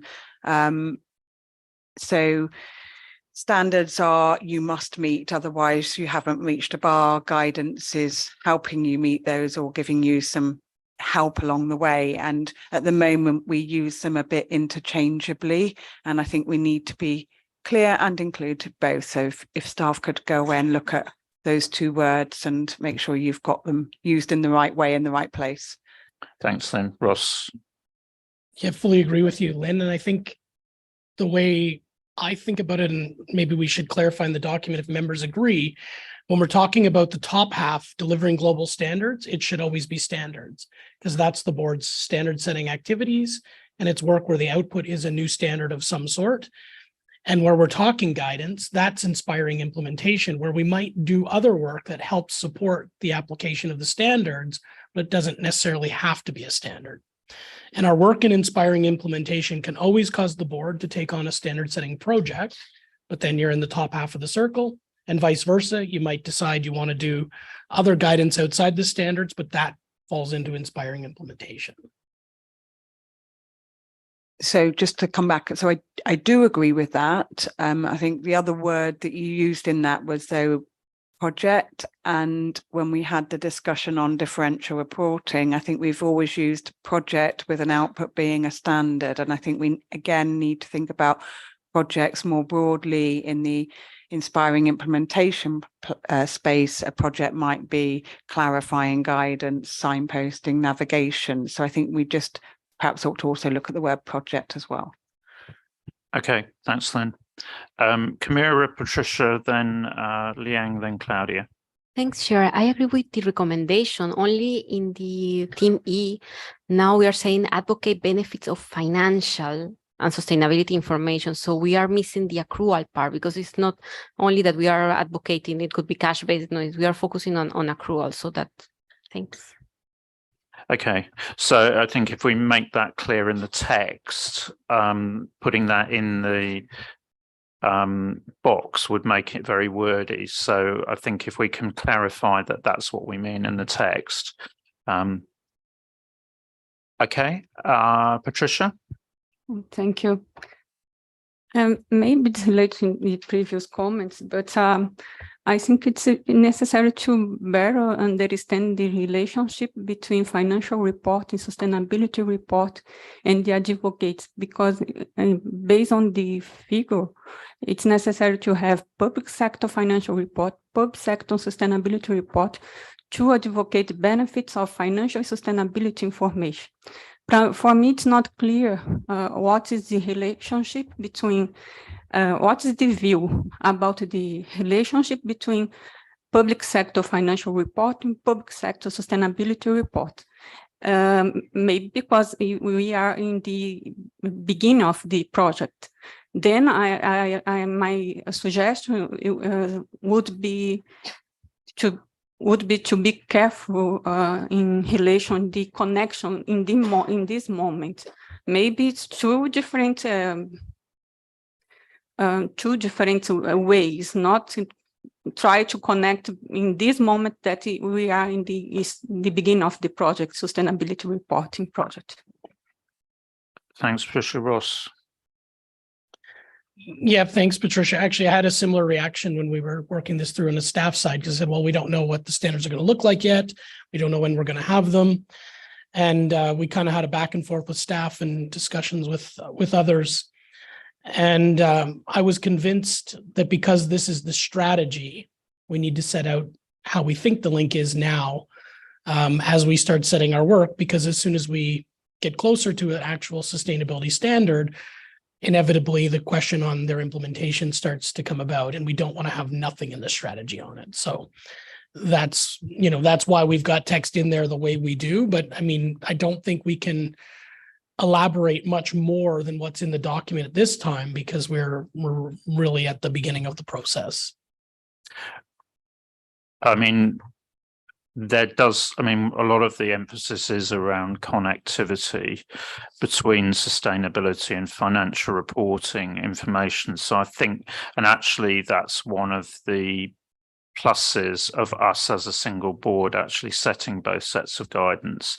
I think one of the problems here may be the arrows actually just in the visual presentation. So actually, to the point that actually, as long as we have the segments side by side, and then essentially at the moment, we don't need to go there in terms of exactly how this is going to work. And we can't say exactly how this is going to work, but maybe the arrows just doesn't help us at the moment. And we can just have strength and PFM in the middle, across the middle. I think we hear the point, and then staff will need to go away and have a look at that. But connectivity is one of the things that is really, really important. And that's what, ISB and IPSASB are wrestling with at the moment. Indeed, their deputy chairs actually have that specific remit to address that. Yes, but we're not going to be able to go any further in the detail of how it's going to work. Yeah, Patricia. The decision was to have two sets of standards. Then I think only to be careful how to indicate the connection in this moment. Yeah, I mean, what I'm suggesting is that we don't visually, and we mention connectivity and leave it at that. So we don't get into too much detail, because we can't actually underpin that. Okay, so Liang, you put your flag down. Claudia, then Todd. I have at first the question why we don't refer in the environment implementation region not to our RPGs. We didn't mention at all that we have some RPGs. We updated them last year. with sustainability information. So I think I'm missing these, especially give them maybe in just a name. And then I add on what Patricia said. I would support advocate benefits of financial and or sustainability information to get the flavor. It's allowed to have maybe only adopt our sustainability standards, even they don't use our IPSAS standard. To make clear, otherwise it always looks that they have to use both standards. Okay. I think we need to have a look at it because the wording gets long. I think we get the sense of what you mean, but I think we just need to have a look at that because there's already a lot of words in there as well. Okay. Todd? Thanks, Ian. I think we do have to be careful. I mean, this is a strategic document, so it's setting strategy. It doesn't have to be exactly where we are today. It's trying to paint a picture of what we want to achieve. So I'm actually quite happy with the evolution that's occurred here from our previous strategy, the A to E, to this type of approach. I think it does work really well. The reason that I had my flag up was probably going to Claudia's point about the RPGs, and I think we do need to think very carefully about that in terms of what we are doing here, because I think, as we've discussed, maybe we should either have standards or something that sits more in that implementation, and I think there's a challenge when you actually look at some of those RPGs where they fit. Yeah, I mean, I think we need to acknowledge that. You know, in a sense, that's a legacy issue, but we're going to have to think about that going forwards. Just as an observation, the one member that voted against the first RPG voted against it because he felt it should be a standard. Ross? Yeah, not trying to prolong the discussion here, but now that we have a stream of work on sustainability reporting standards, if you look at those RPGs, they fit more on that side of the house. So if we did go forward and we're talking strategy and we were looking at those, I think it would be elevating those to standards in that suite of space, because they were already dealing with issues that relate to topics that we intend to address. So I wouldn't start badging the RPGs here. Maybe we have to think about that between now and September, where we see the future. And if we find they're in that green bucket on sustainability reporting standards, then we note that and that, you know, consider that in future work programs. Yeah, I mean, I think there's a kind of, as experience builds, then the board will need to reconsider, you know, the status and potentially the content of the existing RPGs as the new landscape emerges. And that's probably what we need, that, you know, it acknowledges the issue without actually saying definitely what the answer will be. Todd? Yeah, and it's coming back to my point. This is setting strategy. It doesn't mean that the day after this gets released, we can't have RPGs, but it does signal that we're going to need to be thinking about that in terms of the strategy and where they fit. Yeah, okay. So if we go for sort of that kind of language, then that helps us, because I agree this is a 5-year. Claudia, are you still in? Okay, good. Thanks very much, everyone. So thank you for that discussion. Just moving us next is the breakout session period. We have allocated 45 minutes for that. I want to say thank you to the group leaders who will be helping with this, Abdullah, Renee, and Lynn. We have split it into different groups. Leah was helpful to put a little like easel outside that tells you where you're at, but pretty much if your region, you consider your region to be Africa and Middle East, you will be with Abdullah in the Atlantic room. Asia and Americas will be here in this room with Renee, and we'll ask everybody as we shuffle to move on to this table. And we will also be having anybody virtual participate in the Asian America groups with Lynn. And then group 3 is Europe, with Renee. Group 3 is in the Canada room with Lynn. So we'll ask if your region is Europe, just to move away from that room. We'll have 2 questions per agenda item. Those questions are on the screen, but there will also be in your breakout sessions and will be discussed. The idea is that after the breakout session, your group leader will bring a report back after the lunch to initiate a discussion on each agenda paper. And then, of course, board members will have time to provide more comments as needed. The post-implementation review paper, one of the questions to discuss will be, will the proposed IPSASB PIR process assess the effects of applying IPSA? So it's kind of like the scope of and the intent for having a PIR process. And also, should the scope be on public sector specific guidance only? Those are the two questions for agenda item 17.2.4. And for agenda item 17.2.5, we're going to be discussing whether do you agree with that revised potential future project list? Are there additional projects that you consider should be added? I know throughout this week there have been discussions of some projects, so we expect to get that feedback. But the idea of the breakout sessions is get further input from board members, TAs, and the general public gallery to help us on this the direction to take in here. Thank you. And just to underline, in terms of the timings, you need to be back in here for the feedback by 12:45. So with the groups, that allows for some additional time if you break for lunch at, so it's 11:20 now. If you break for lunch at 12:15, that gives probably about 50 minutes actually. On the other hand, actually, if the group wants to, then you can go into the lunch break time. But as long as you've eaten and are ready to be back here to for the feedback session by 12:45, that's between you and the group leaders. Because we recognise actually there's a very rich discussion to have there. So up to you how you use that time. But look forward to seeing everybody back here at 12:45 and the discussion that we'll have. Thank you.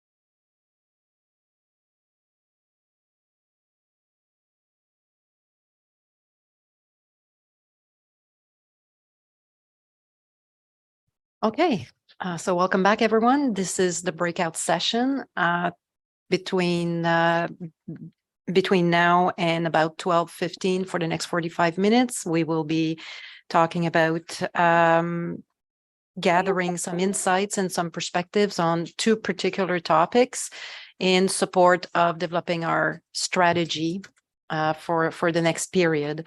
We will start with post-implementation review process, and then we will move into proposed priority topics. This is the breakout session for the Americas and Asia. And in terms of an approach, staff will provide us an overview of the topic. And then after that, we'll have about 15-20 minutes to go into a discussion, to provide insight, and to provide some feedback to the board. After the lunch, we will come back to the plenary session, and I will be providing a summary of our discussion here today. Good. So I will turn it to staff to provide an update or an overview of the first topic. Thank you, Renee. So as Renee mentioned, we're going to be discussing agenda item 17.2.4 from a question perspective. We're pretty much discussing the paper itself. Just to give a quick summary to help with the discussion right now, the post-implementation review, the questions that are being asked from the board is to leverage the ISB post-implementation process, particularly because it's an international accounting standard setter like ourselves. We leverage where appropriate from their standards. So I think it will be a good use of staff resources from that perspective. And then what the paper was trying to say is at a high level, what are those key considerations that a post-implementation review process should have? So the paper discusses, should the objective be whether the requirements are meeting the objective that the IPSASB expected from the beginning when those standards were established, the scope of it being public sector specific, as opposed to going to guidance that the ISB may have issued that we're leveraging from, a process of saying, when would the IPSASB start a post-implementation review, the earliest consideration being possibly 24 months after we have issued a standard, the fact that we will have to do research to identify what are the considerations, being a public consultation, examining those responses, and how will we determine what is the possible outcome, which is good to clarify that it's not necessarily a standard setting project, but it may be one. So with that, the questions to be discussed will be, I will pass it to Renee to start the discussion on the first question. If I can ask, I know not everybody has their name, but if you can lift your hand, and for the individuals that are virtually, if you would like to ask questions on the public gallery, you can certainly do so. Just please have your camera on. Thank you. Can we put up the questions on the screen? Good. So just as the questions are coming up, I think, Augustine, you gave my one point on operation, but I'll just repeat it a little differently. So even though this will be an informal session, because we're a larger group, please, whether it's your flag or someone else's in front of you, please just put it up so we can see that you have a question. And as I said, it'll be more informal. This is an area of the strategy that staff felt needed the most guidance. So as a result, this is why we have breakout groups. This is where we want to develop things more, specifically around post-implementation reviews. The board decided in March that as its suite of standards matures, it needs to develop a process to help constituents interpret those standards. And this is what we're trying to develop and work forward in this strategy. So interested in your views on how we can take that forward, and I'll turn to Renee to take you through it. Thank you. Okay, so the first question, as you see it here up on the screen, is will the proposed IPSASB's PIR process assess the effects of applying the IPSAS on users as the IPSASB intended?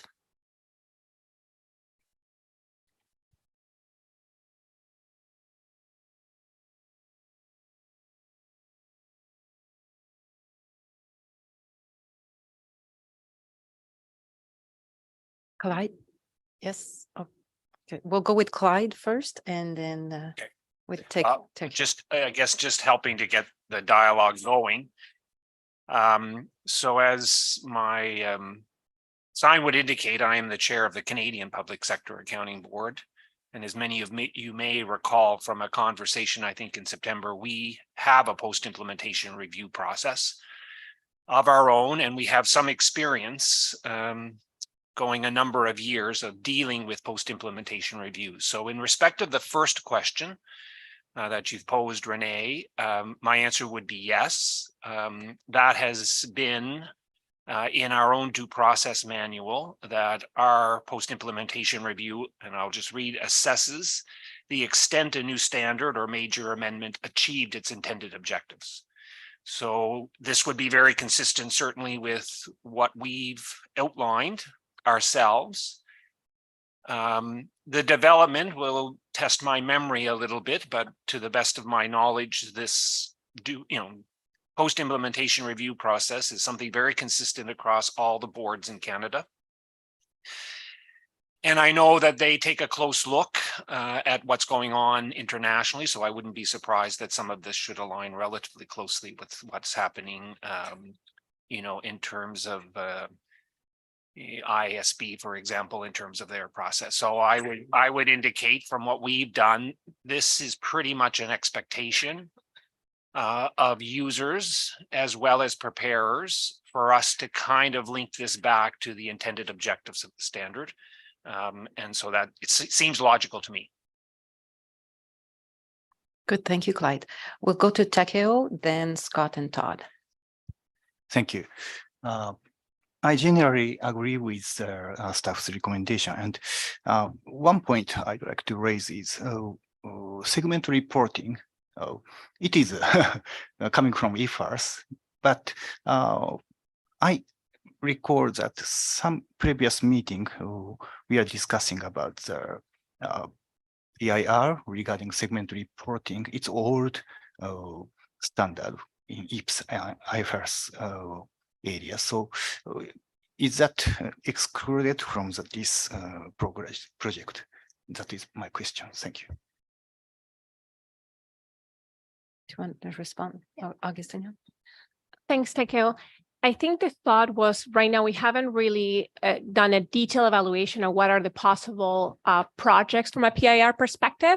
What I did look at was Zhao's dashboard that we do to compare ourselves to with IFRS to see where we're at. So the first thought was that because the suggestion is to have the scope to be public sector specific, was to focus on those full moons or your kind of like 3/4 moons. So your full moons is IPSAS 22, 42 social benefits and things like that. But I do know that on the following agenda paper, 17.2.5, there was a thought to consider the segment reporting to be part of a PIR, because it is true we're not updated information aligned to IFRS yet, but there's a question of whether is that working as intended and there's a need to update or not. So there was a consideration, but there's more work to be done in that front. Thank you very much. Okay, thank you. We'll go to, I think it's Scott. Thank you, Renee. I want to build on what Claude had to say. I think it's, if you look around a lot of the standard setters around the world, they moved this area, particularly as become more mature. We've become more mature as a standard setting organization. So it just makes sense for us to go in this direction. And I think what's laid out here makes sense. And in the US is, if you look at the GASB, I think the GASB is actually one of the best in doing this. You may want to look at that model, but I think they're one of the better in what they've been able to put in place. Good. Thank you, Scott. Todd? I was going to make a similar comment to Scott in terms of our maturity and the number of jurisdictions that are actually using IPSAS either directly or indirectly through their own standards. I think something that we are going to have to think about in terms of post-implementation is the number of countries that are directly adopting versus aligning, because just thinking of the New Zealand situation, I don't know what percentage I'd put on it in terms of how far we're aligned with IPSAS. It's probably somewhere in the 95+%, but there will be some differences. And so if you're going to get feedback from the New Zealand constituents around something like this, they're going to be focused on the New Zealand standard, not the IPSASB standard. And so I think there's something that just needs to be thought through there on an international scale, because I think New Zealand's not going to be unique in the way that we deal with it, but just really thinking through how we're going to engage, given probably quite a few jurisdictions that are using what they would call IPSAS-based standards may not be the pure IPSAS. So just something to keep in mind as we really develop this up. But I think my overarching answer to the question is yes, I think we are at a point where we need to be getting into post-implementation reviews. Good. Okay. Thank you, Scott. We'll go to Lucy and Patricia after. Thank you, Renee. I actually agree with all the suggestions that we go through the post-implementation process, because we are actually IPSAS board has actually doing it through the forum, but this is not institutionalized. But I think we have to institutionalize it.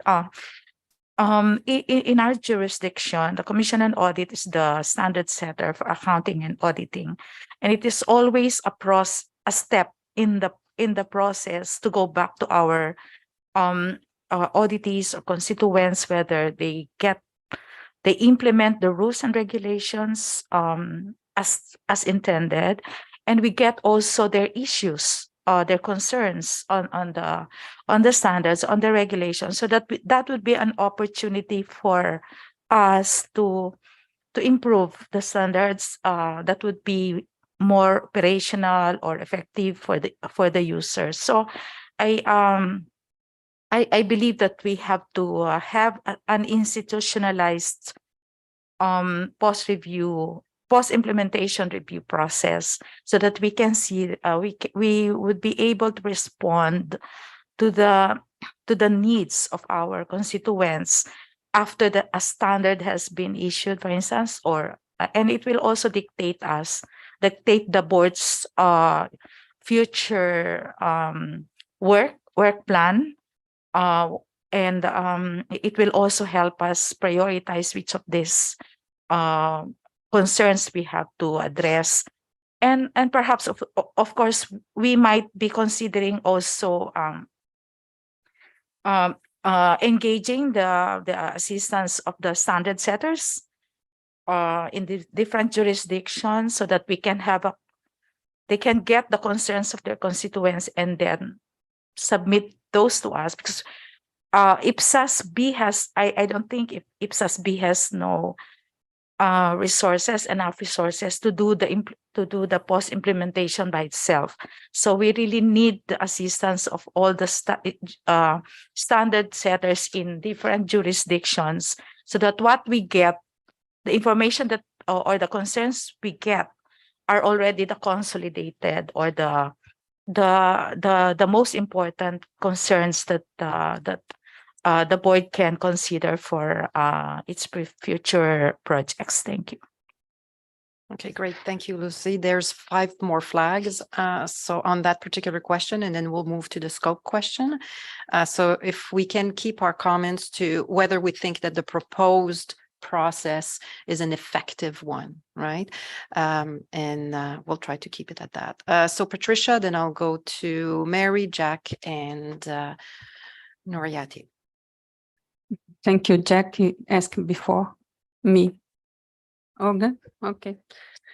I think my concern is in the same line with Lucy.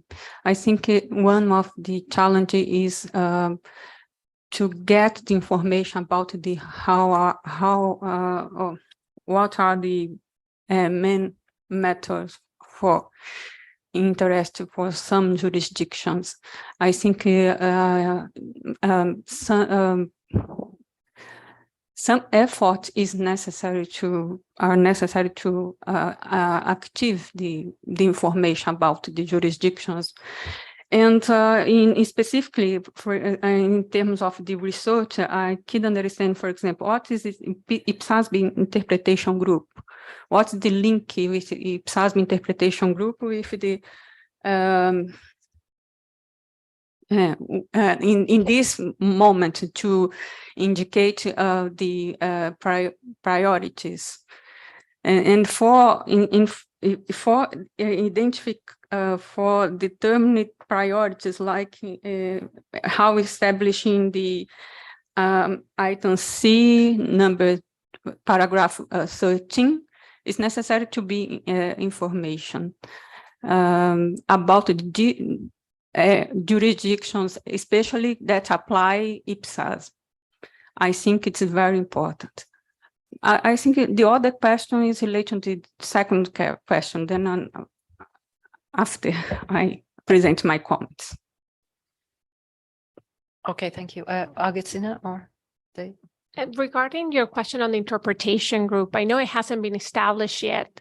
What I have seen from the ISB perspective, that they do use input that they receive through their own interpretation group to see whether a PIR is needed from that. So they use it as a kind of a feeding channel from that perspective. I think at this stage, we're like really early stages. We're just trying to say, are the key considerations, that objective, that process, that scope, right? And then I think similar to, Todd's comment on how are you going to handle the fact that some jurisdictions adopt IPSAS as is and other ones modify it. I think definitely there are valid considerations that we will need to take as this process gets developed to understand. And similar to what Lusby said, I think whether you could leverage from national accounting standards is important as to collect that information, considering the limited of resources. But I think at this moment, what we were trying to determine is, are those key considerations being objective, scope, process, your outcome, the report you're going to do, are they valid to have? And then the question is, how do you implement that? How do you further break those down from that perspective? But first, we wanted to kind of focus on what is our umbrella, and then we need to focus what are those particular processes underneath that umbrella. Thank you. So as we go, we continue to go around the table. If you want to also address scope, let's do effectiveness of the process as described here. And also if you have comments on scope, is it appropriate to only focus on public sector specific guidance? If you can provide your comment at the same time, let's do that. So we'll go to Jack, Mary, and Noriati, and we'll go to Saya after. I was just going to say that Elizna and Jonah, we see that your hand's up as well. So we'll come to you as soon as we go around the table. Good morning, and thank you for the opportunity to be here today. I was questioning or had a comment on the timing of this. You know, you'd indicated 12 to 24 months post-implementation review. I think that will get you some of your unanticipated or unintended consequences of the standard. But if you really want to dig into the reliability, the relevance, the quality of the data that arises out of the standard that's been issued, it's a little bit longer horizon.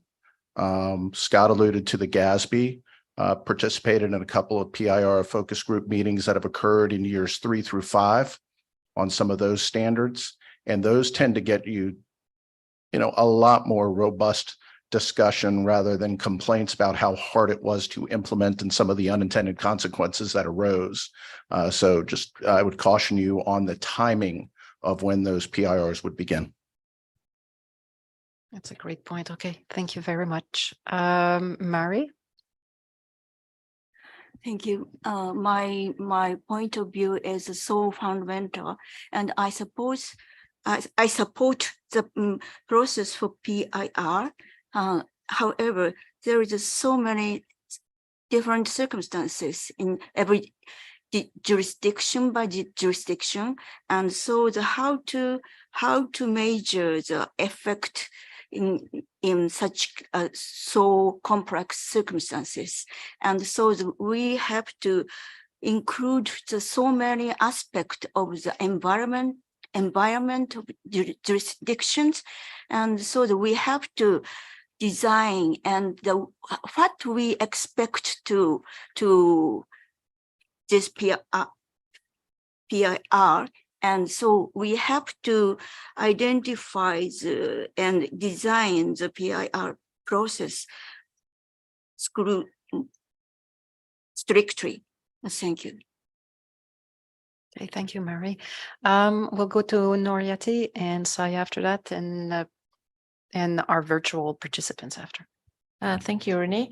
Generally, I agree with the stuff for the setting up the IPSAS board PIR process. But the thing is, when we talk about it, so there is a lot of other factors that maybe influence the process that would be taken. So in terms of the time, and of course the number 2 question is about scope beyond public sector specific guidance. I think we should cover all the topics beside the public sector specific guidance, but for the purpose of speed up what is happening on the public sector per se, so we should prioritize this public sector specific guidance first, because as Jack said, time is, we have a question on time given on 24 month, I think. So, yeah. Good. Thank you very much. Saya? So I'm supportive of the process coming from Canada, where we do have post-implementation reviews, as Clyde mentioned, for the public sector accounting board and also for our private sector accounting board. They've been very helpful, and they are a great opportunity to provide feedback on issues that have arisen in applying the standards. So I do think there's great value in doing this. Related to the second question, I agree with Noriate. I think the initial focus should be on the public sector specific guidance, but I do think that the board should also consider looking at some of the standards that are more IFRS aligned. I know the ISB has its own post-implementation review process, but that is looking at the standards applied for their constituents. And I do think it's worth considering, are those same standards still working in a public sector model? So just something to consider. Good. Thank you, Saya. So I think we will go now to our online participants. We'll start with Elisa. Thank you very much. I hope you can all hear me. And I won't, in the interest of time, repeat all the good things that have been said about post-implementation reviews. I do support them, and certainly support the first step being looking at a policy for them. And aligned to some of the other comments, I think the one thing would be the timing to get that right is critical in ensuring a successful post-implementation review. I think from our experience, we've seen when we try to do them too soon, or you end up having education sessions with your stakeholders rather than getting good feedback about what works and what doesn't work so well in the standard. So I would also suggest looking at the 2-year period and considering whether that's sufficient. And I think there's maybe also a link to some of the other comments about direct adopting versus the adaptations that are made, and also looking at what the impact on the effective date of the standards are in those jurisdictions that don't directly adopt. So 2 years after the effective date of the IPSAS standard may not be a good way to look at it.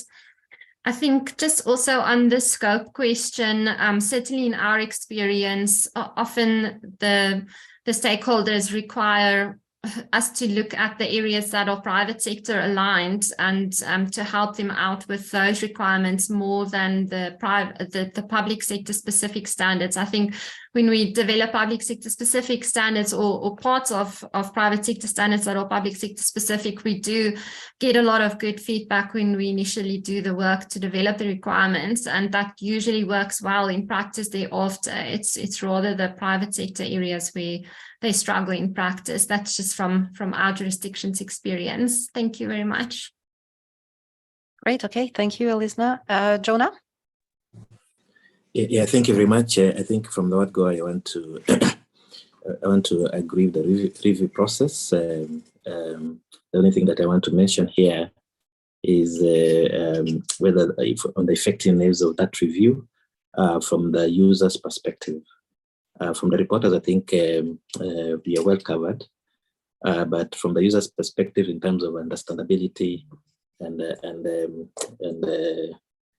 readability of the final output, the financial report, I think we need to have a review process that gets information from the user's perspectives and to allay fears that probably as accountant we are still talking to each other.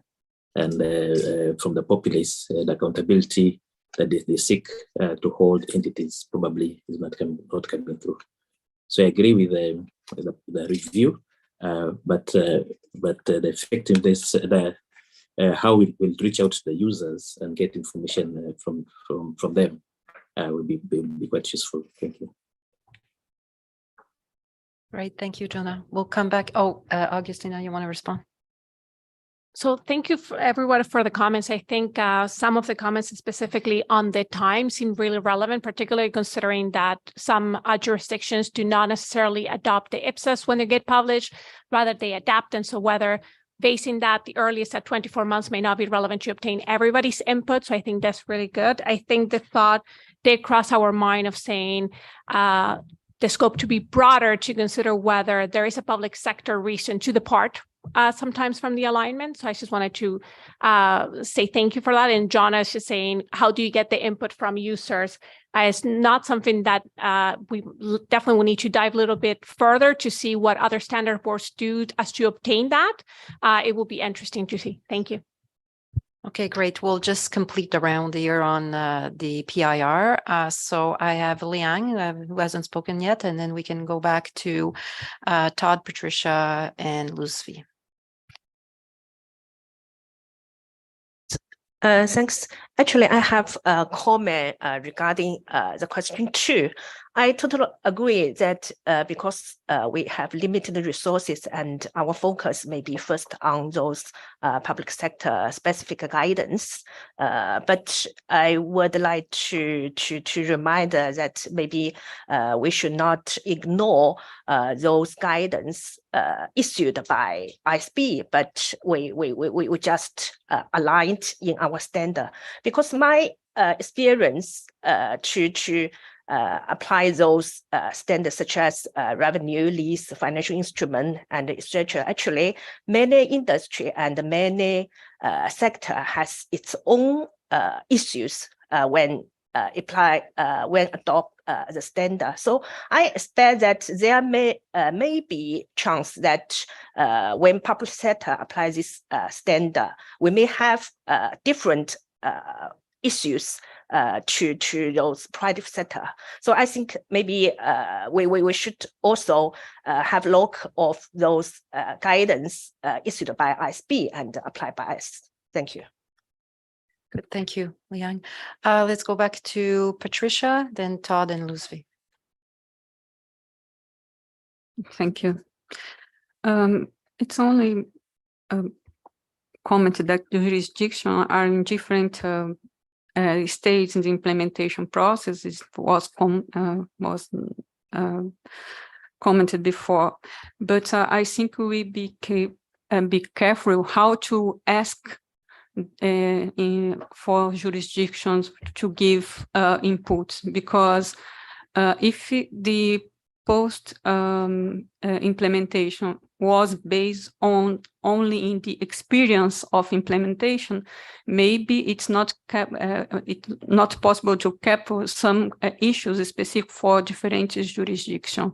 Then I think it's necessary to think in strategies to capture information from different jurisdictions, considering that the jurisdictions are in different states, has different implementation strategy and different structure, some other variables that can imply in difficulties in to implement. And the other question is, and Liam has raised, its implementation issues for privacy may be different for the private sector or public sector. Then I think, in my view, I think it's not the scope could include or should include the other standards too. Thank you. Yes, okay, thank you, Patricia. Todd? Yeah, I just wanted to support what other people have been saying about the scope. I don't think we should just limit it to public sector specific, but I do wonder whether we need to think about when the IASB might be doing a post-implementation review and when it would make sense for us, acknowledging that our implementation dates may be different and all of that. But in some cases, we may be able to be a bit more coordinated with their timings. In other cases, it may be that we deliberately need to go later, but actually be a bit connected up with perhaps what comes out of those in terms of the way we might approach those non-public sector specific PIRs. Or maybe leverage their observations, past observations, as we set up to our own process, right? There's already input out there in the public domain. Good point. Okay, Luzvi, and then we'll move to the second topic. Yes, thank you, Renee. Actually, what I would just like to suggest is that when we identify the period of post-implementation review, I think we should also take into consideration not only the effective date of the standard, but also the availability of the translated version, because as mentioned earlier in the presentation of Michelle, it takes time before they would be able to provide the translated version to different jurisdictions. So let us not reckon the post-implementation from the effectivity date of the standards. Thank you. Okay, thank you, Lucy. Just a time check. I don't have the how I think if we move to the next question. we have what, another 15, 20 minutes? 10 more minutes. Okay, I just want to make sure we leave time for the lunch. Okay, moving to the second question, the second topic. Again, let's maybe try to keep the two questions in mind when you're providing your feedback. Do you agree with the revised potential future project list that we have in the agenda paper? And do you agree no projects should be added to the work plan until the work program consultation? And just to quickly, I guess, tell you what is left on the list, the thought process as we grabbed the 2019-2023 list and we remove everything that is currently in our work program, things that have already been like projects completed by the IPSASB. Then we kind of went through the list and determined, do those projects needed a standard solution? So one example was provide further an IFRIC on asset retirement obligation. So the thought is our literature has guidance on that. So the standard setting solution would not be required. And the things that were left are accounting for tax expenditures, a disclosure project, because this does not get seen in our financial statement positions. Discount rates was left, and IS-34, an alignment to provide interim financial reporting information, leveraging from the ISB initiative, better communication and financial reporting. So the thought was that might be better suited when the IPSAS 1 project is concluded. IFRS 14 regulatory deferral accounts is an important project that we will planning to leverage from the ISB, and they're still having redeliberations on the possible standard. IFRS 17 insurance contracts is another one that's left on the list. IPSAS 20 related party transactions. This was more kind of bring the existing update that the ISB has that we have currently not incorporated in the IPSASB literature. Then we have IPSAS 22, whether there's changes that need to be made on disclosure of financial information about the general government sector. And the thought on that one is that once IPSAS 1 gets completed, it will be a better time to undertake that project, also take into account that SNAs are getting updated and are expected to be issued in 2025, and whether to update IPSAS 18 segment reporting similar, like we haven't updated based on ISB, and it's a consideration for us to bring our literature up to par. I know it's really briefly, but I want to allow more time for your discussion. Thank you. Great. Thank you, Augustine. Todd, we'll start with you, or Scott. I'm sorry, Scott. I just wanted to make a comment about the second box. About I don't really have a problem going forward if no projects currently proposed. I think we shouldn't miss this opportunity, though, if we're gonna look for areas where implementation guidance may be needed. I think we ought to. It may be an area of a question to ask, but I think we shouldn't miss this opportunity, since we're out talking to our constituents, to also say, what do you see implementation areas of concern, to start climbing the pump to start getting that information in.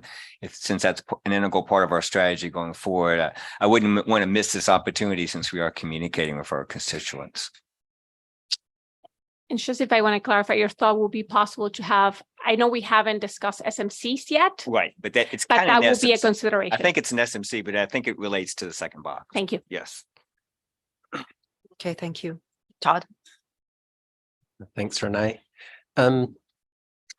Happy with the revised list and the way that it's been pulled together, but I think there could be some things that are missing from that list. I've mentioned on a couple of occasions through the meeting the RPGs and what we might need to do with them in the future. And I think that's something that we just need on a list to think about.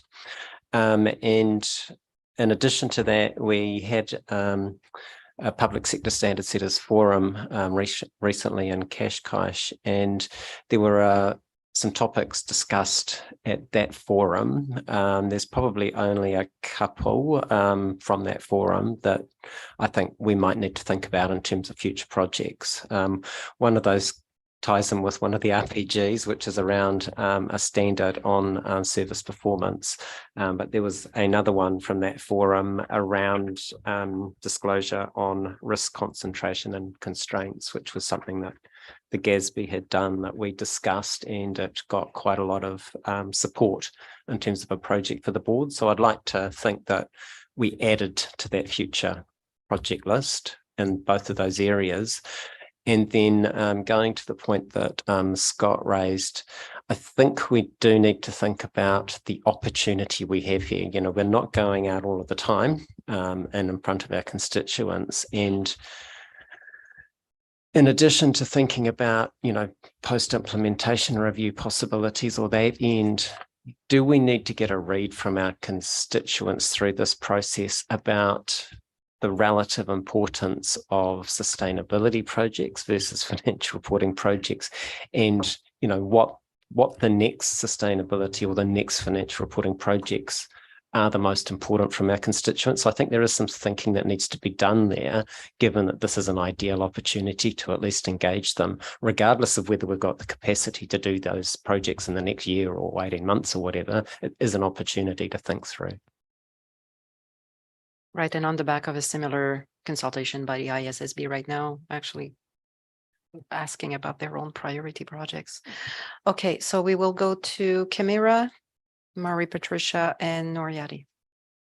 Thanks, Renee. I don't fully agree with the proposition of not adding additional projects, because I still think that there might be some areas in the public sector where there are gaps in the IPSASB literature. For instance, transfers between entities under common control.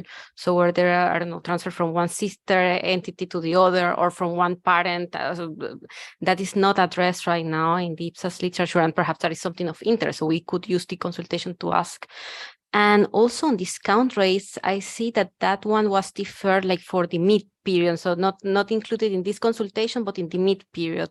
So I was wondering if still, is there a possibility to include that in the list, or we are just, because I remember we did not include that at the end, not because there was not interest or prevalence, but because of the feasibility. And now I see that we are limiting it only to the low discount rates, but I think the problem is bigger than that. So maybe if it's okay, Dave, I'll jump in on the first ones and I'll defer to you. So just to clarify, right now, the thought is that there's no proposing of putting projects on the work program right now, because right now the capacity of the IPSASB staff, the IPSASB board is kind of taken with the existing projects, particularly because on the 2021 consultation, differential reporting, presentation of financial statements are just starting right now. And all of the staff, when we look at our work program, are kind of occupied. And then you have sustainability as well. So the proposal is to have at some point during the period of the strategy, 2024 to 2028, a consultation. We're not suggesting to be a mid-period, not to time bound us, rather say, as we see resources are available, we're going to consult. And that list that is being suggested is the one that include discount rates for low and negative, and as Todd suggested, could include additional projects based on the discussions with the board this week, today, last day. In the part of discount rates, yeah, the focus was noted was low and negative, but I think I will defer to Dave to discuss further if there was a broader scope than just that. Thank you. I didn't want to add very much except just highlight, Camara, that it really did come down to feasibility. We've seen other standard setters try to do this project, and it's not that the IPSASB wasn't interested, it wasn't that stakeholders weren't interested, it's that we couldn't see a standard setting solution. So if one presents itself, I'm sure the board will jump on that project, because I think our constituents would really like us to answer that question. But it was, as you said, Camara, it really came down to feasibility. Okay, thank you. Let's go to Mary now.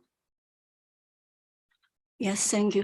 I have a question about the defining public sector KPI, and it is so narrow, defined in narrow sense, and in the maybe the business private sector. And so however, there is a so great indicator, because under the COVID-19 and the various disasters we face, and the government has a so great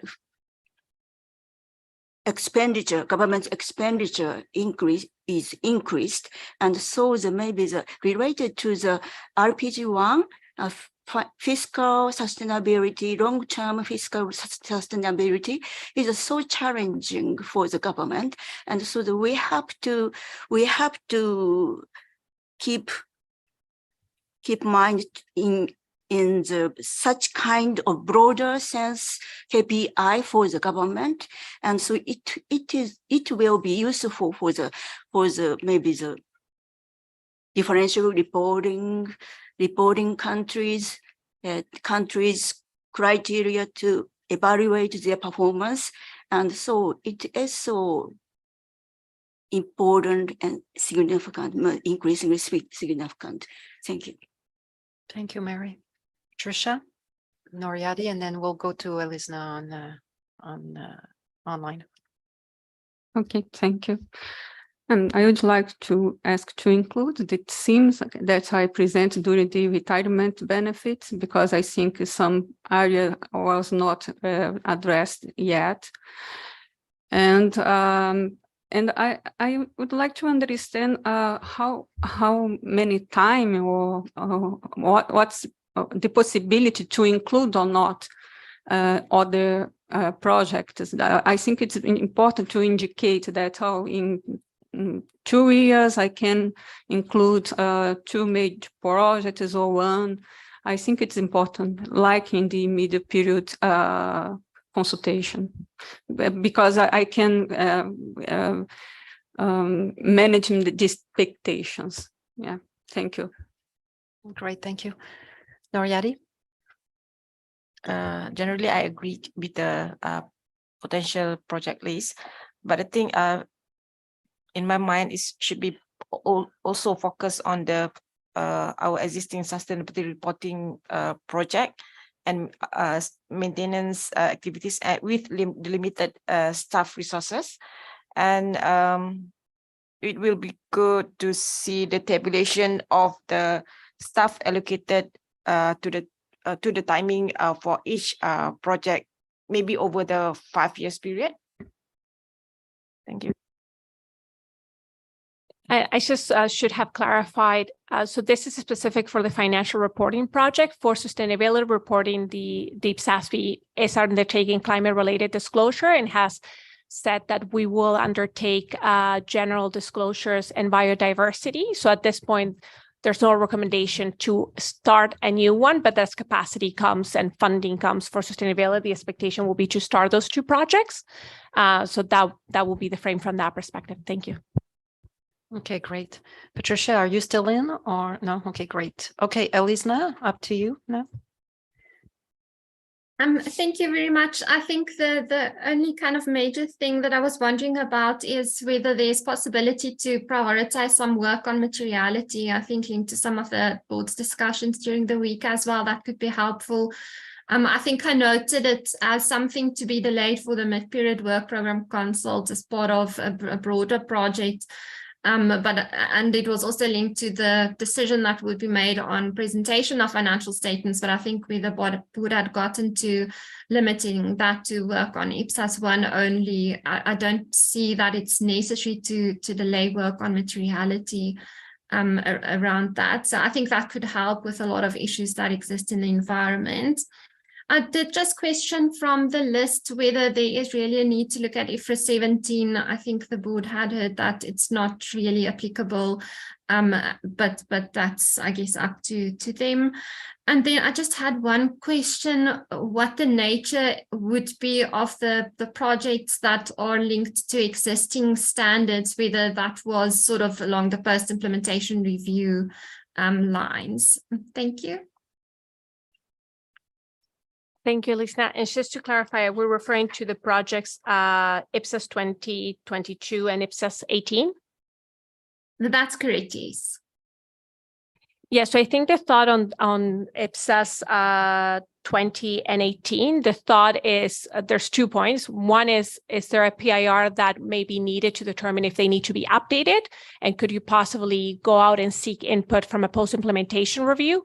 Or the other approach is that should we have an IFRS alignment project? So those are kind of the 2 questions that we will be getting feedback, hopefully, from the session. And in regards to IPSAS 22, similar to the thought, is there a PIR needed? It's like, we understand this is not a mandatory IPSAS. There's limited usage of it, but there's an understanding of the benefit of building that bridge between what is financial reporting and what is the statistical community doing. So that is the thought on those 3 projects. Hopefully that addresses your question. Thank you.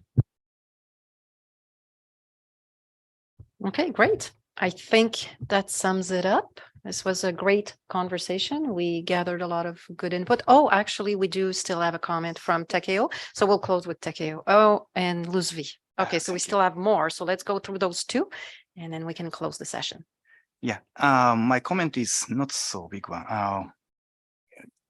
Having read the draft consultation paper, it is very good, but this 17.2.5 staff's thinking and the flow of how to say selecting the project preliminary, it is very useful for each jurisdiction's people to think about their next view regarding the mid-period term consultation. So I recommend to add some note or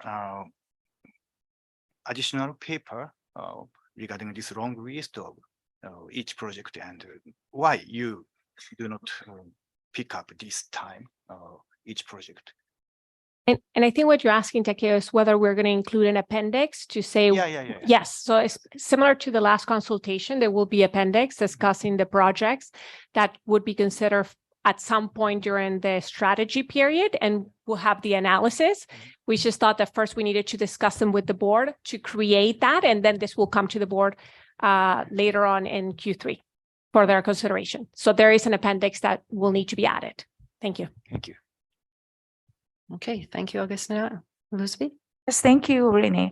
Actually, my comment is similar to Takeo's, where I suggest that there will be a list of potential when we present the list of potential projects, it should be supported by appendix, subjecting this to the 4 criteria of project prioritization. Because as mentioned earlier, we have to consider also making materiality judgments as one of them, because in our July 2021 mid-period consultation, we rated that project, while it is a minor project, we rated them that high. So maybe we have to make that list of priorities, the prioritization, taking into consideration the present cases or situations, whether they would still be considered as high or low. And another one is let us also consider that measurement could be a potential project because of the COV. It will be effective 2025. So I mean, we can get feedback on the operability of COV within the strategy period of until 2028. So I would like to suggest that let's be open in including IPSAS 46 among the potential projects for this strategy and work. Thank you. Not to keep you away from lunch, I think what I would ask for those projects that you think are not captured today in that list, that you think there is a standard setting solution that we should consider or should be considered for the post-implementation. I know, Patricia, you had a few during this week. If you could kind of give me that input so I can properly reflect it on the list and see what will be that financial standard setting project, or if it is a part of a post-implementation so it can be properly captured and considered in the future. Thank you. Great. Okay. Thank you for all your great input, your time. Thank you to staff for your support. And we will break for lunch and be back at 12:45. Thank you. Thanks, everyone.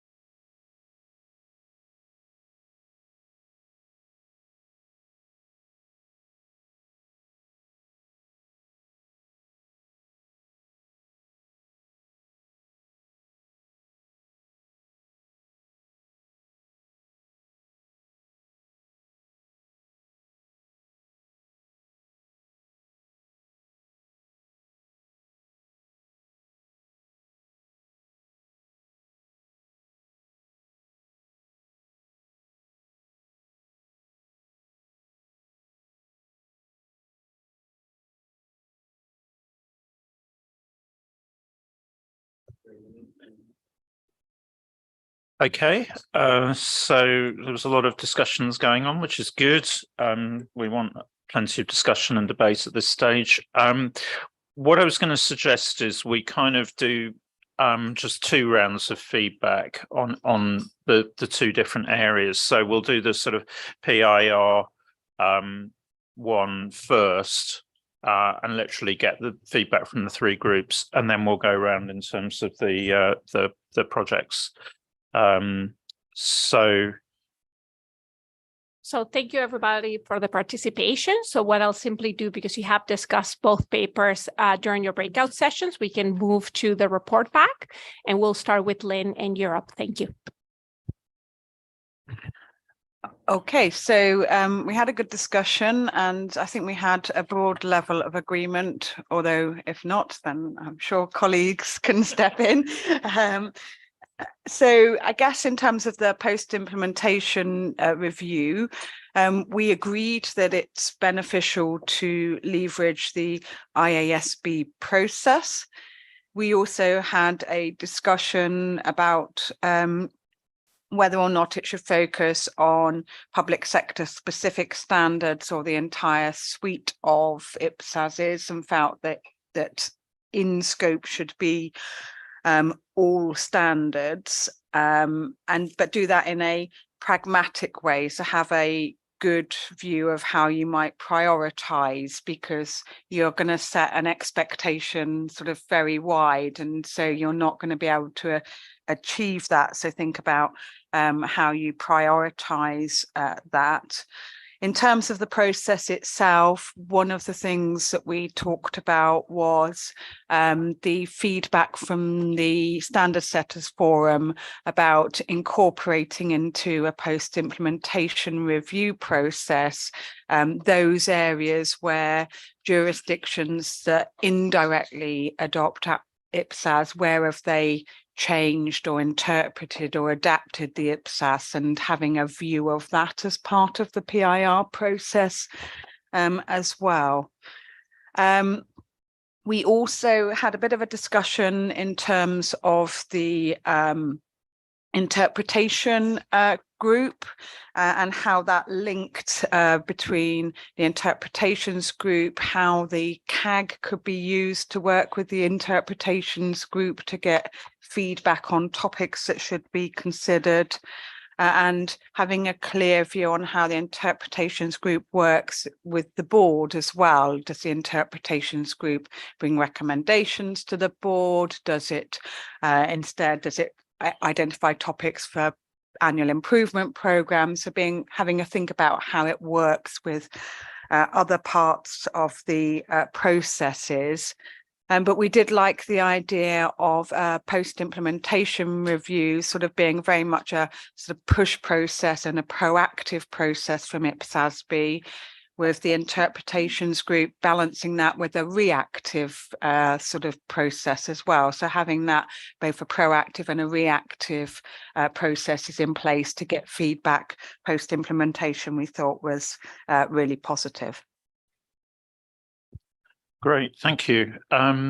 Anything anybody in that group wants to add before we move on to Africa, Middle East? Excellent, right, okay. So if I pass it to Abdullah, please, for your report back. Thank you. Thank you. It's always hard to come after Lynn, but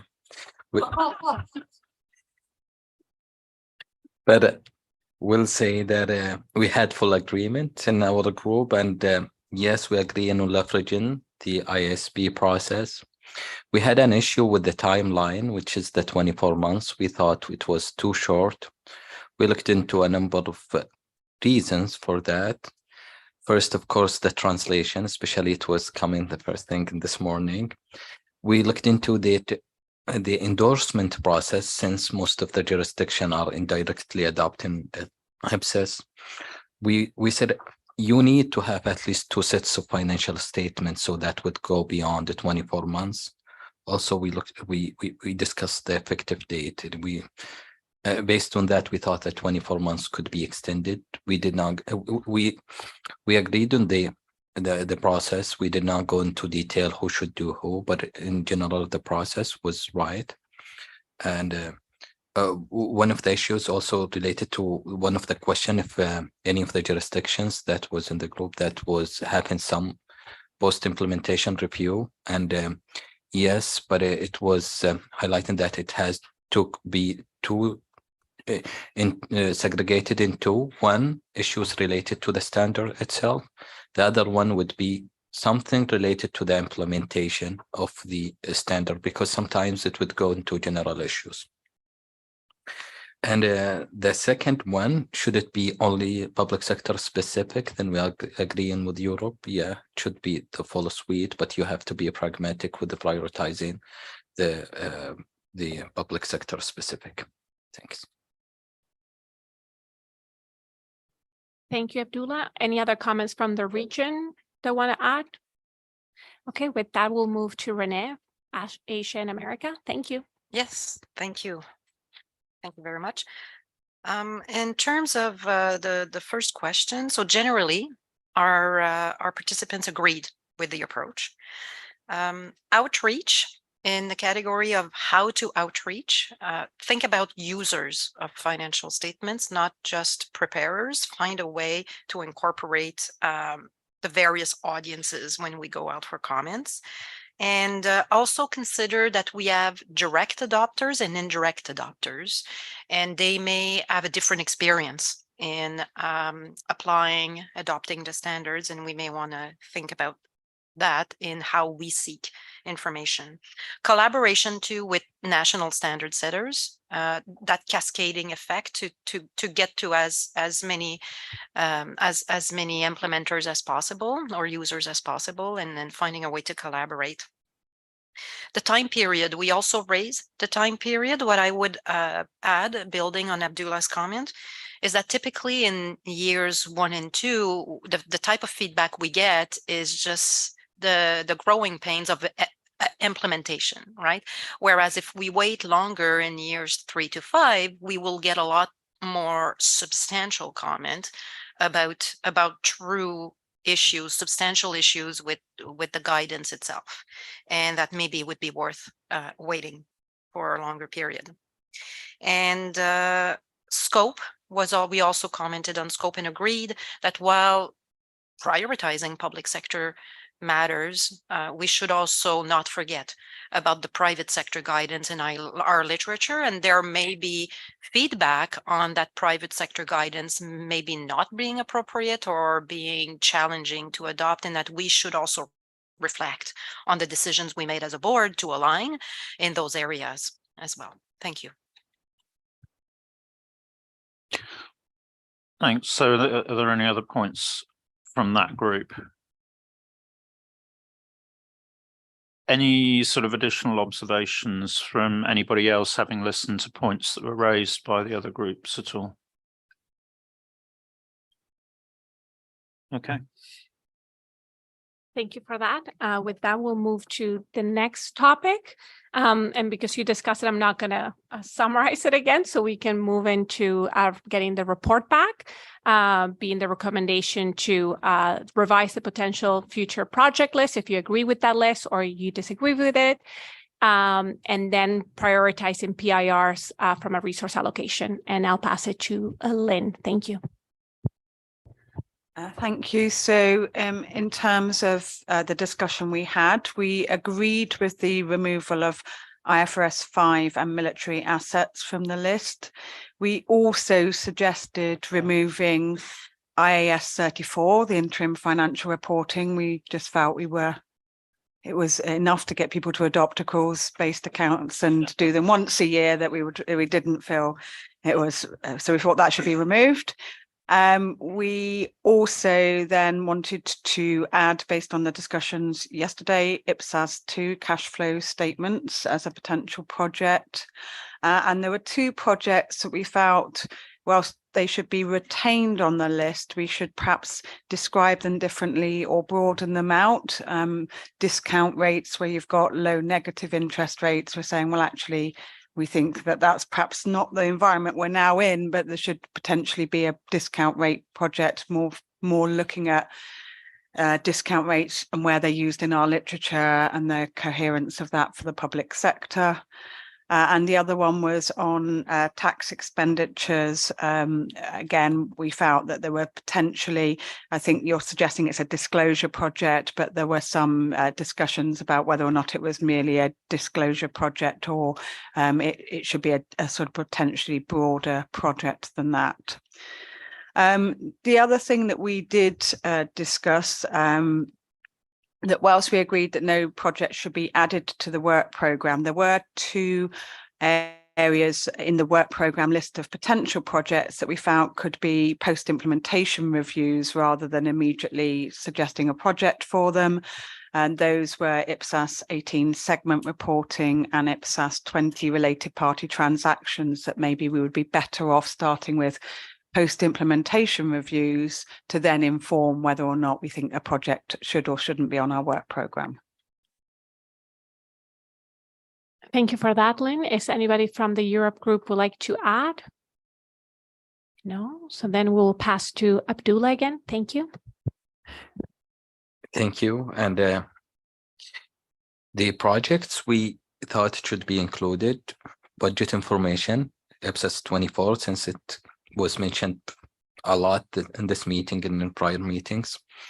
Cash flow statements, as we are also discussing or working on the project of updating IPSAS 1. And one of the discussion was about the combination of entities under common control, because there is a gap in there, IPSAS 40, and we were discussing that IASB is working on a project, so it would be something to look at. And for the exclusion would be the discount rate, interim financial statement. But we were saying, since there are some other reporting that is required from government entities, you might want to have something, but it does not have to be financial statements. And IFRS 40, the Canadian standard, and to include immediately is budget information and cash flow statement. Thank you, Abdullah. And anybody else would like to add? Yes. Just to clarify on IFRS 14, we just want to clarify that the interim standard, IFRS 14, should be removed from the scope, and it's rather the upcoming standard should be re-included there. Thank you. Yes, we do have that they're still deliberating, and once they complete and actually publish, we will be looking at it. So I'll fix that from that perspective. Thank you, Andrew. And with that, I'll pass it to Renee. Yes, okay, thank you. In terms of the list of topics, it was suggested that we go back to the 2022 forum in Qashqai and pick up maybe one or a couple of topics that we discussed there. Also looking more at specific editions, we highlighted retirement benefits, IPSAS 39, as we know that there is some work there that hasn't been picked up in our last project on that. We may want to add that back. Entities under common control, we also touched on that in our session. It was more about intercompany transactions as well, another angle.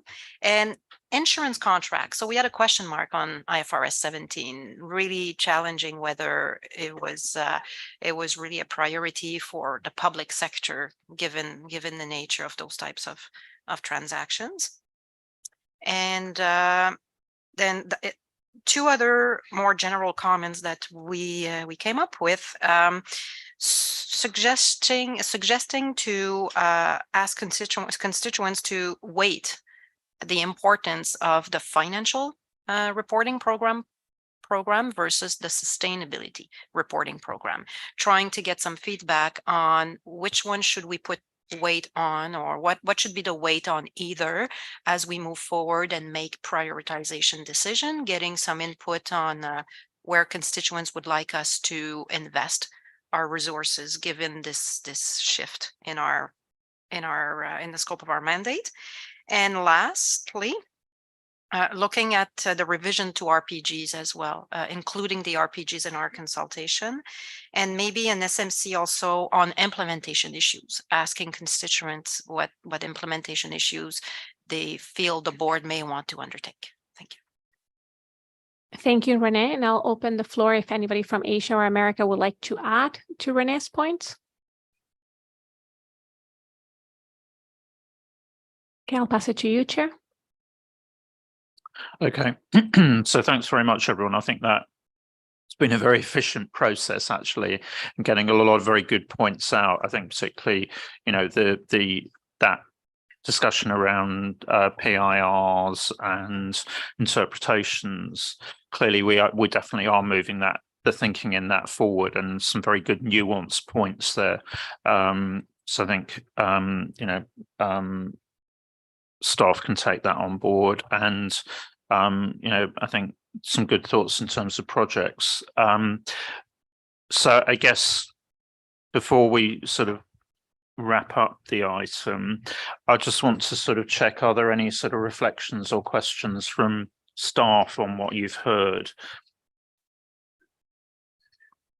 I think just to echo you, Chair, thank you to everyone for participating. These are the areas of the strategy that we thought needed the most work and input, and be able to have 3 breakout groups. Again, all this input is very helpful for staff. So thank you to everyone who participated in those. And again, echo, thank you for that. I participated in the Asian America group. It's pretty dynamic, and I hear in all the groups it was pretty fluid conversation, which is great. One ask that I will have, I know that there's some additional projects that board members have suggested that I might not have data on. So if you could please pass that along, that will be really helpful. I do know that the forum, we do have it, that Todd raised, so I can grab that. But for retirement benefits, I know Patricia, you has a comment. So if you could just tell me that will be helpful. Well, IPSAS 2 is easier for me to kind of pull information on those. Thank you. Right, okay. So in terms of the item today, Dave, Agustin, or anything else you want from the board? Dave, if you can just remind us then on the process going forwards. So the next big touch point for the IPSASB will be the July check-in meeting. As I mentioned, tentatively right now, we'll allocate that entire meeting to working through the strategy document. Coming out of that, we'd like to have a really strong version of the document where there's very limited edits left to be made, because from that version of the document, we'll get that version designed so that you can see that in September and approve that. I say that because going through the design process, it becomes difficult to make changes after. There's too many changes coming in. They're using a different format than Word, and it becomes difficult. So July will be a very key meeting to make sure that we lock everything down. Tentatively as well, we discussed that week we might also engage the PIC and the CAG with the version that goes to you to get their comments as well. So we might be able to filter those comments back to you at that point as well. But those are the next steps in the process. Okay, thanks, Dave. So I guess in terms of any immediate thoughts on drafting and so on that members had that didn't come up in the conversation today, really, if you can pass those through to staff as soon as you can. I guess what cut-off date do you want on that, Dave? I think the end of June. I think that's a week and a half. Yeah, so end of next week, if we say that.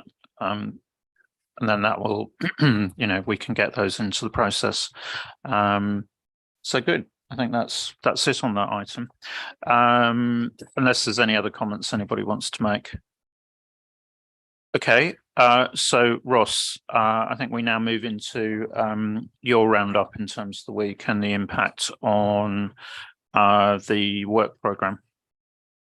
Yes, thank you very much, Ian. And I think it shouldn't take too long to go through. It's been a pretty productive meeting. So thanks to all the members, staff, TAs, observers for all the contributions. And in particular, thanks to all external speakers. We had a number of external speakers at this meeting that really helped us. And I can see Clyde sitting back there. We enjoyed his great presentation yesterday on on the revenue project in Canada, and with supported by 2 IPSASB staff. And it's really helped enrich our discussions on that topic, and hopefully gets us moving in the right direction.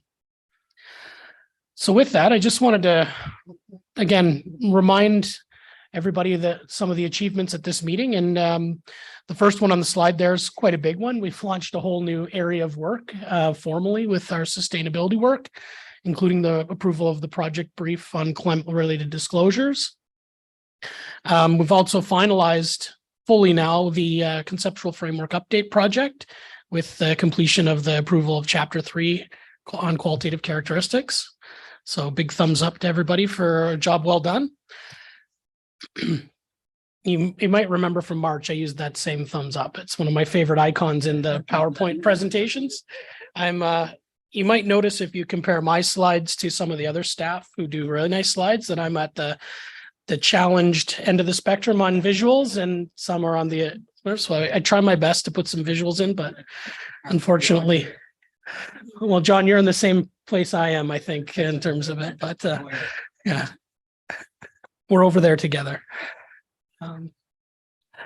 So I did want to note what I had initial thoughts on in the check-in meeting, these two items, but subsequently through discussions today, I think around people around the board and thinking about the strategy, I think we'll make the check-in just focused on the strategy, bring that back, and we'll circulate the updated retirement benefits incremental drafting changes out of session for comments, and we'll engage one-to-one with members on any points of drafting. But I think we're probably better placed if we want to hit September approval on the strategy, that we have a good session on the drafting.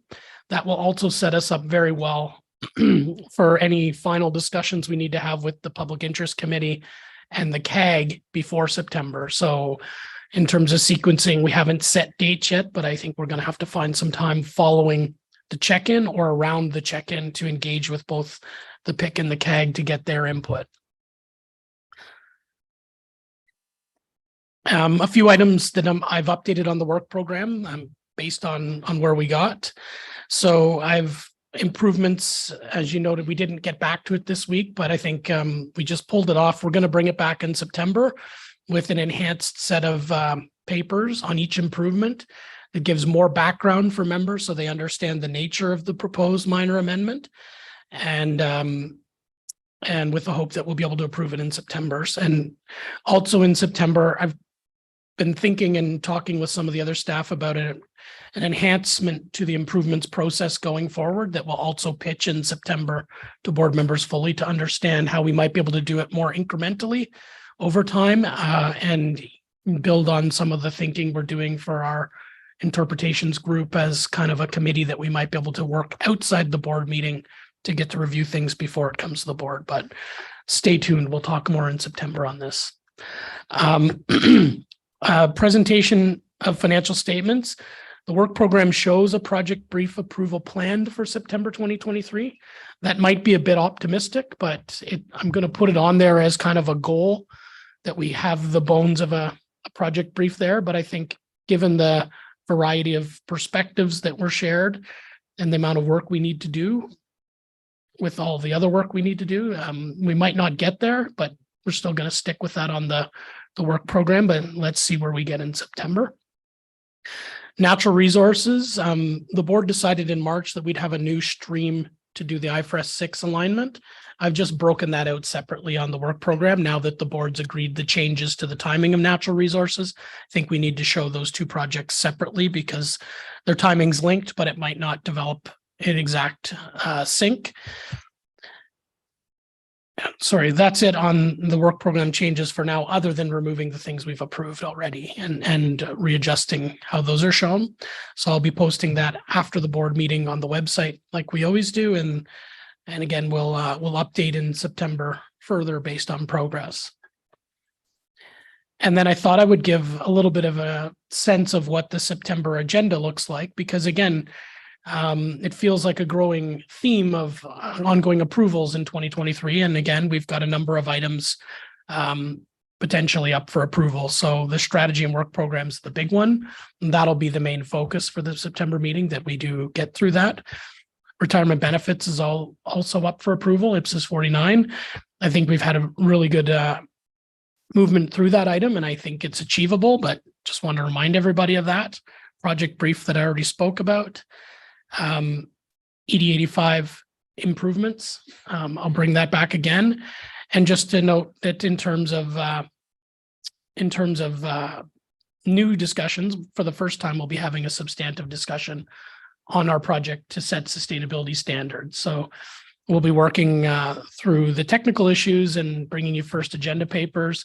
We'll also be thinking about other elements such as the institutional arrangements and the board development support activities. So expect to have a good chunk of time on the agenda for that.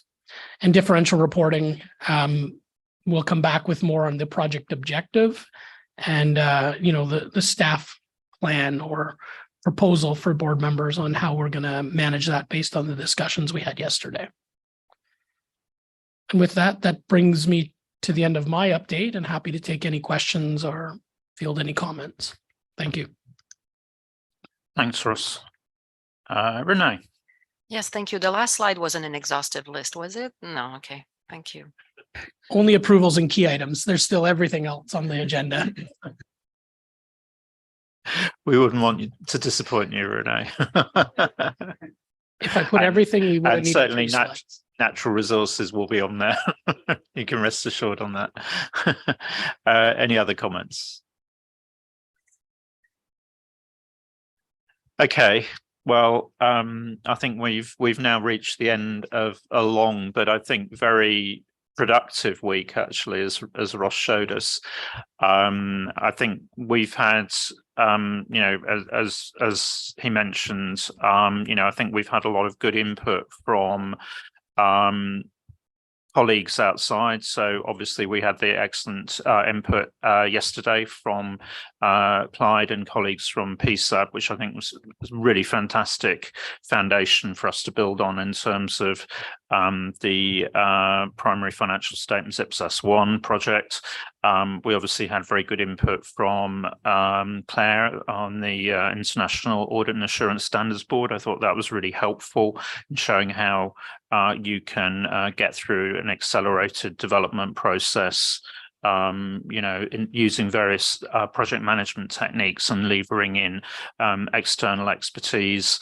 Certainly I think the presentation from KPMG colleagues was also a useful input to the natural resources project. And then, of course, it was helpful today, I think, hearing from Michelle. So if you like, we've sort of definitely, and we had the breakouts. So actually, in a sense, we've mixed it up in terms of the agenda. I think we're still very much experimenting now. We've come back primarily into an in-person meeting, and I think that's where comments and feedback and so on will be important as we settle back down into the new normal, particularly as we begin to build in sustainability reporting and some of the different the different balance potentially in terms of PIRs, interpretations and so on. So, things are moving, things are changing, but I think overall, thank you very much to board and technical advisors for the fantastic input across all of those range of projects this week. Particularly, I think the input to the strategic decision to move into sustainability reporting with the climate-related disclosures project.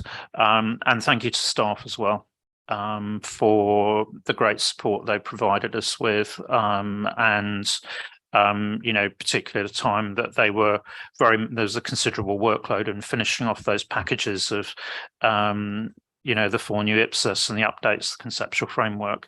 So I think great job, everybody. Safe travels. Board members, obviously, we've got an in-camera session immediately after this, but safe travels, everybody, and see you at the check-in, and then see you in Zurich in September. So we look forward to that. But in the meantime, great job. Thank you very much for your input. Well done, everybody.